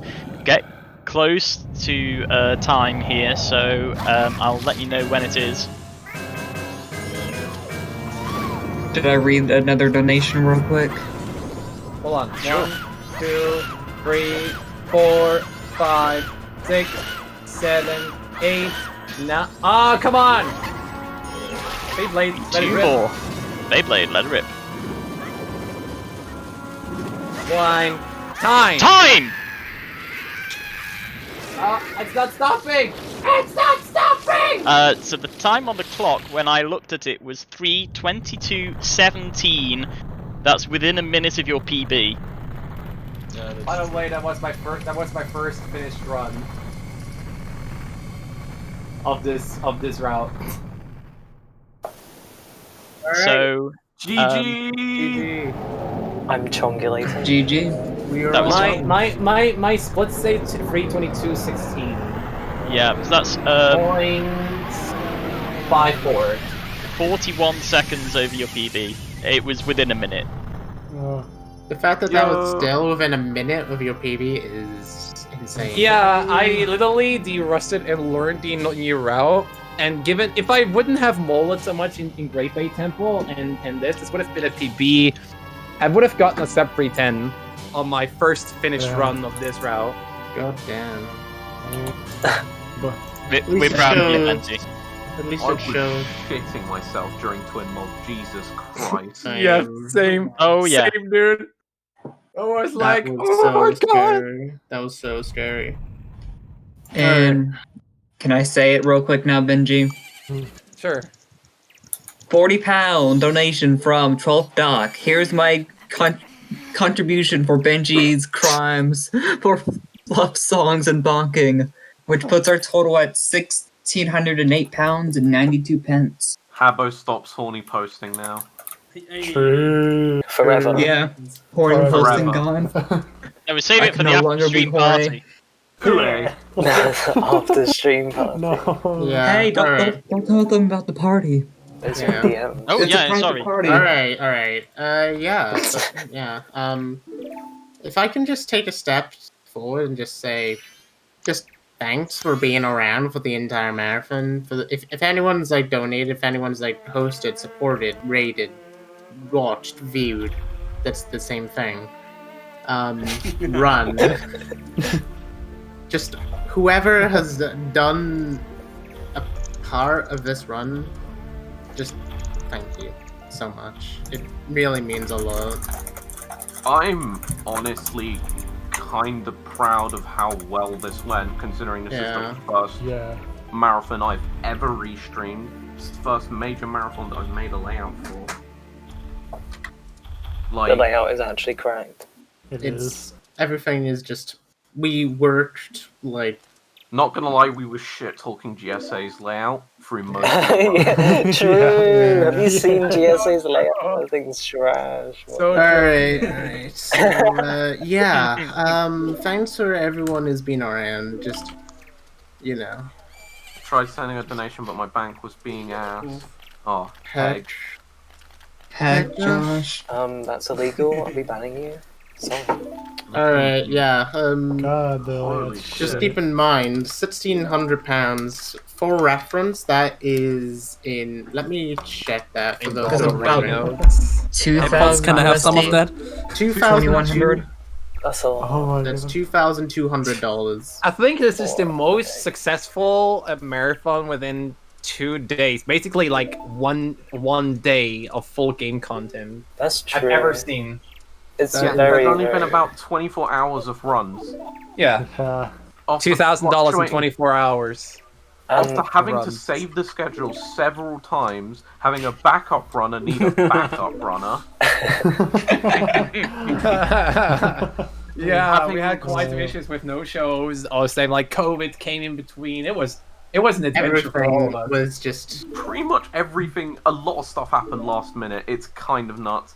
This entire marathon was so fucking last minute. It was. People don't realize we had to sort everything out like 2 days before because I had to come in to London.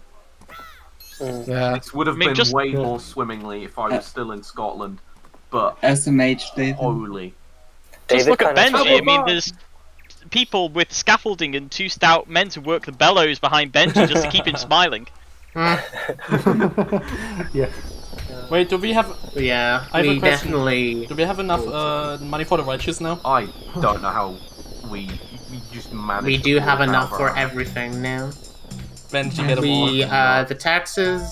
Well, we had some case with council tax that threw most of the money off. So, like, the money that was donated before the marathon, the £620 you may have noticed, went to my dad's council tax. But, like, after that, all money after that is going towards Habo and trying to make sure they have 600 quid of that was to Pods not going homeless, and the other was for Habo not going homeless.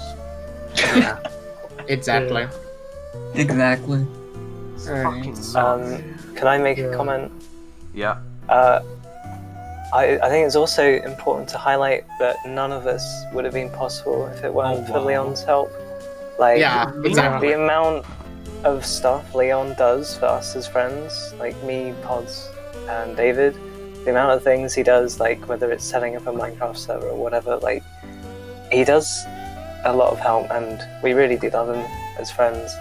And like the fact that he's able to help us, like with He's this. starting to stream more as well.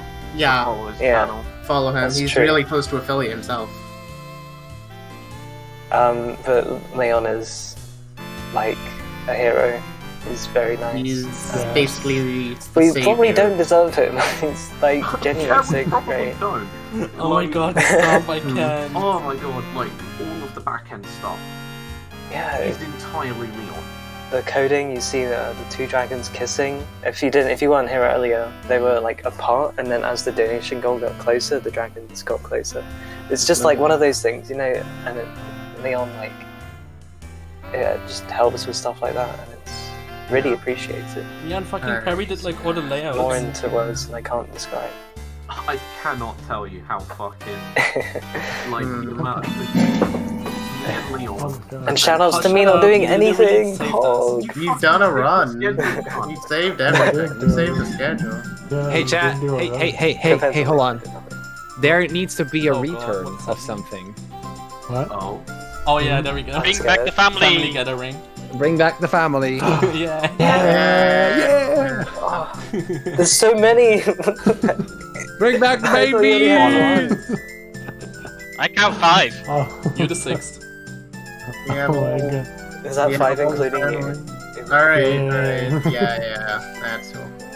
Alright, so, yeah, I just want to say we should probably make our last words. Thanks so much for just being a part of this entire thing. We couldn't make this happen without you all, and even me honest, I was actually really close to crying at multiple times. How much support. As well, thanks to the runners for actually being easy to work with. Like, actually fucking following what we say. You'd be surprised how uncommon that is.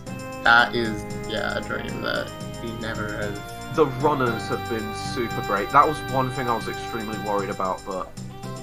Hey, And not to drag things out, but... we still have the credits, don't worry. We still have the credits, yeah, exactly. I would also like to say something. Of course. First of all, thank you very much for giving me this great opportunity to even giving me the chance, even though I was struggling very hard with university and studying and all that stuff. To even do this, like I literally poured everything I could into this marathon in times of availability, money, or free time to even perform this run within the estimate. Yeah, there was like a few people here that had to balance studying with practice, and my god, some people really threw their backs out for this marathon. And this has been more successful than I actually thought it would be. Like, Yeah, definitely. Like, holy fuck. To Like, quote despite the David, technical issues at the start, I was everything's quite pretty much cynical gone as well. Yeah. Alright, I'm going to screen share. Not screen share, I'm going to send a screen cap of this and post this to Twitter. Because, this is all just an amazing moment. Yes. With the Raichus? Yeah. Make sure you don't include the mod actions. Oh no. Habothon, message deleted by bot. And I think Oh, that's so funny. I do, in fact, have 2 raid targets, but I don't know which one to choose. Hey, Mr. Link is actually live right now. He's doing Indeed. Undertale runs. He is. I think we shall. He is on PvP and True Pacifist. And he's doing True Pacifist. Oh, he's you wanna- finishing. If you want to watch the end of Oh, that, man, let's go. How Yeah, about- yeah. Let's think of a raid message. How about Raichu family? Or how about Pog? Pog, They're not yes. homeless. Oh yeah, Pog, they're not homeless. Yeah. I don't know. Oh my god. Ariel, you want to say bye, Raichu, baby? There we go. He's the first one says bye. The second one says bye. The third Alright. one says bye. The fourth one says bye. And I See say ya. bye as well. Goodbye, Thank you, everyone. everyone. Okay, so we're Thank gonna you wait for the for opportunity. Thank you for raising so much money. And I hope I see you next time. Oh, Yeah, perfectly in time with the credits as well. I will Let's see you all. go. Have a good one. Later. Bye. Bye. Have a good night. Bye. Okay. Gloop. Holy shit. Gloop. Oh, I forgot I'm not a mod. Pog, they're not homeless. So sad.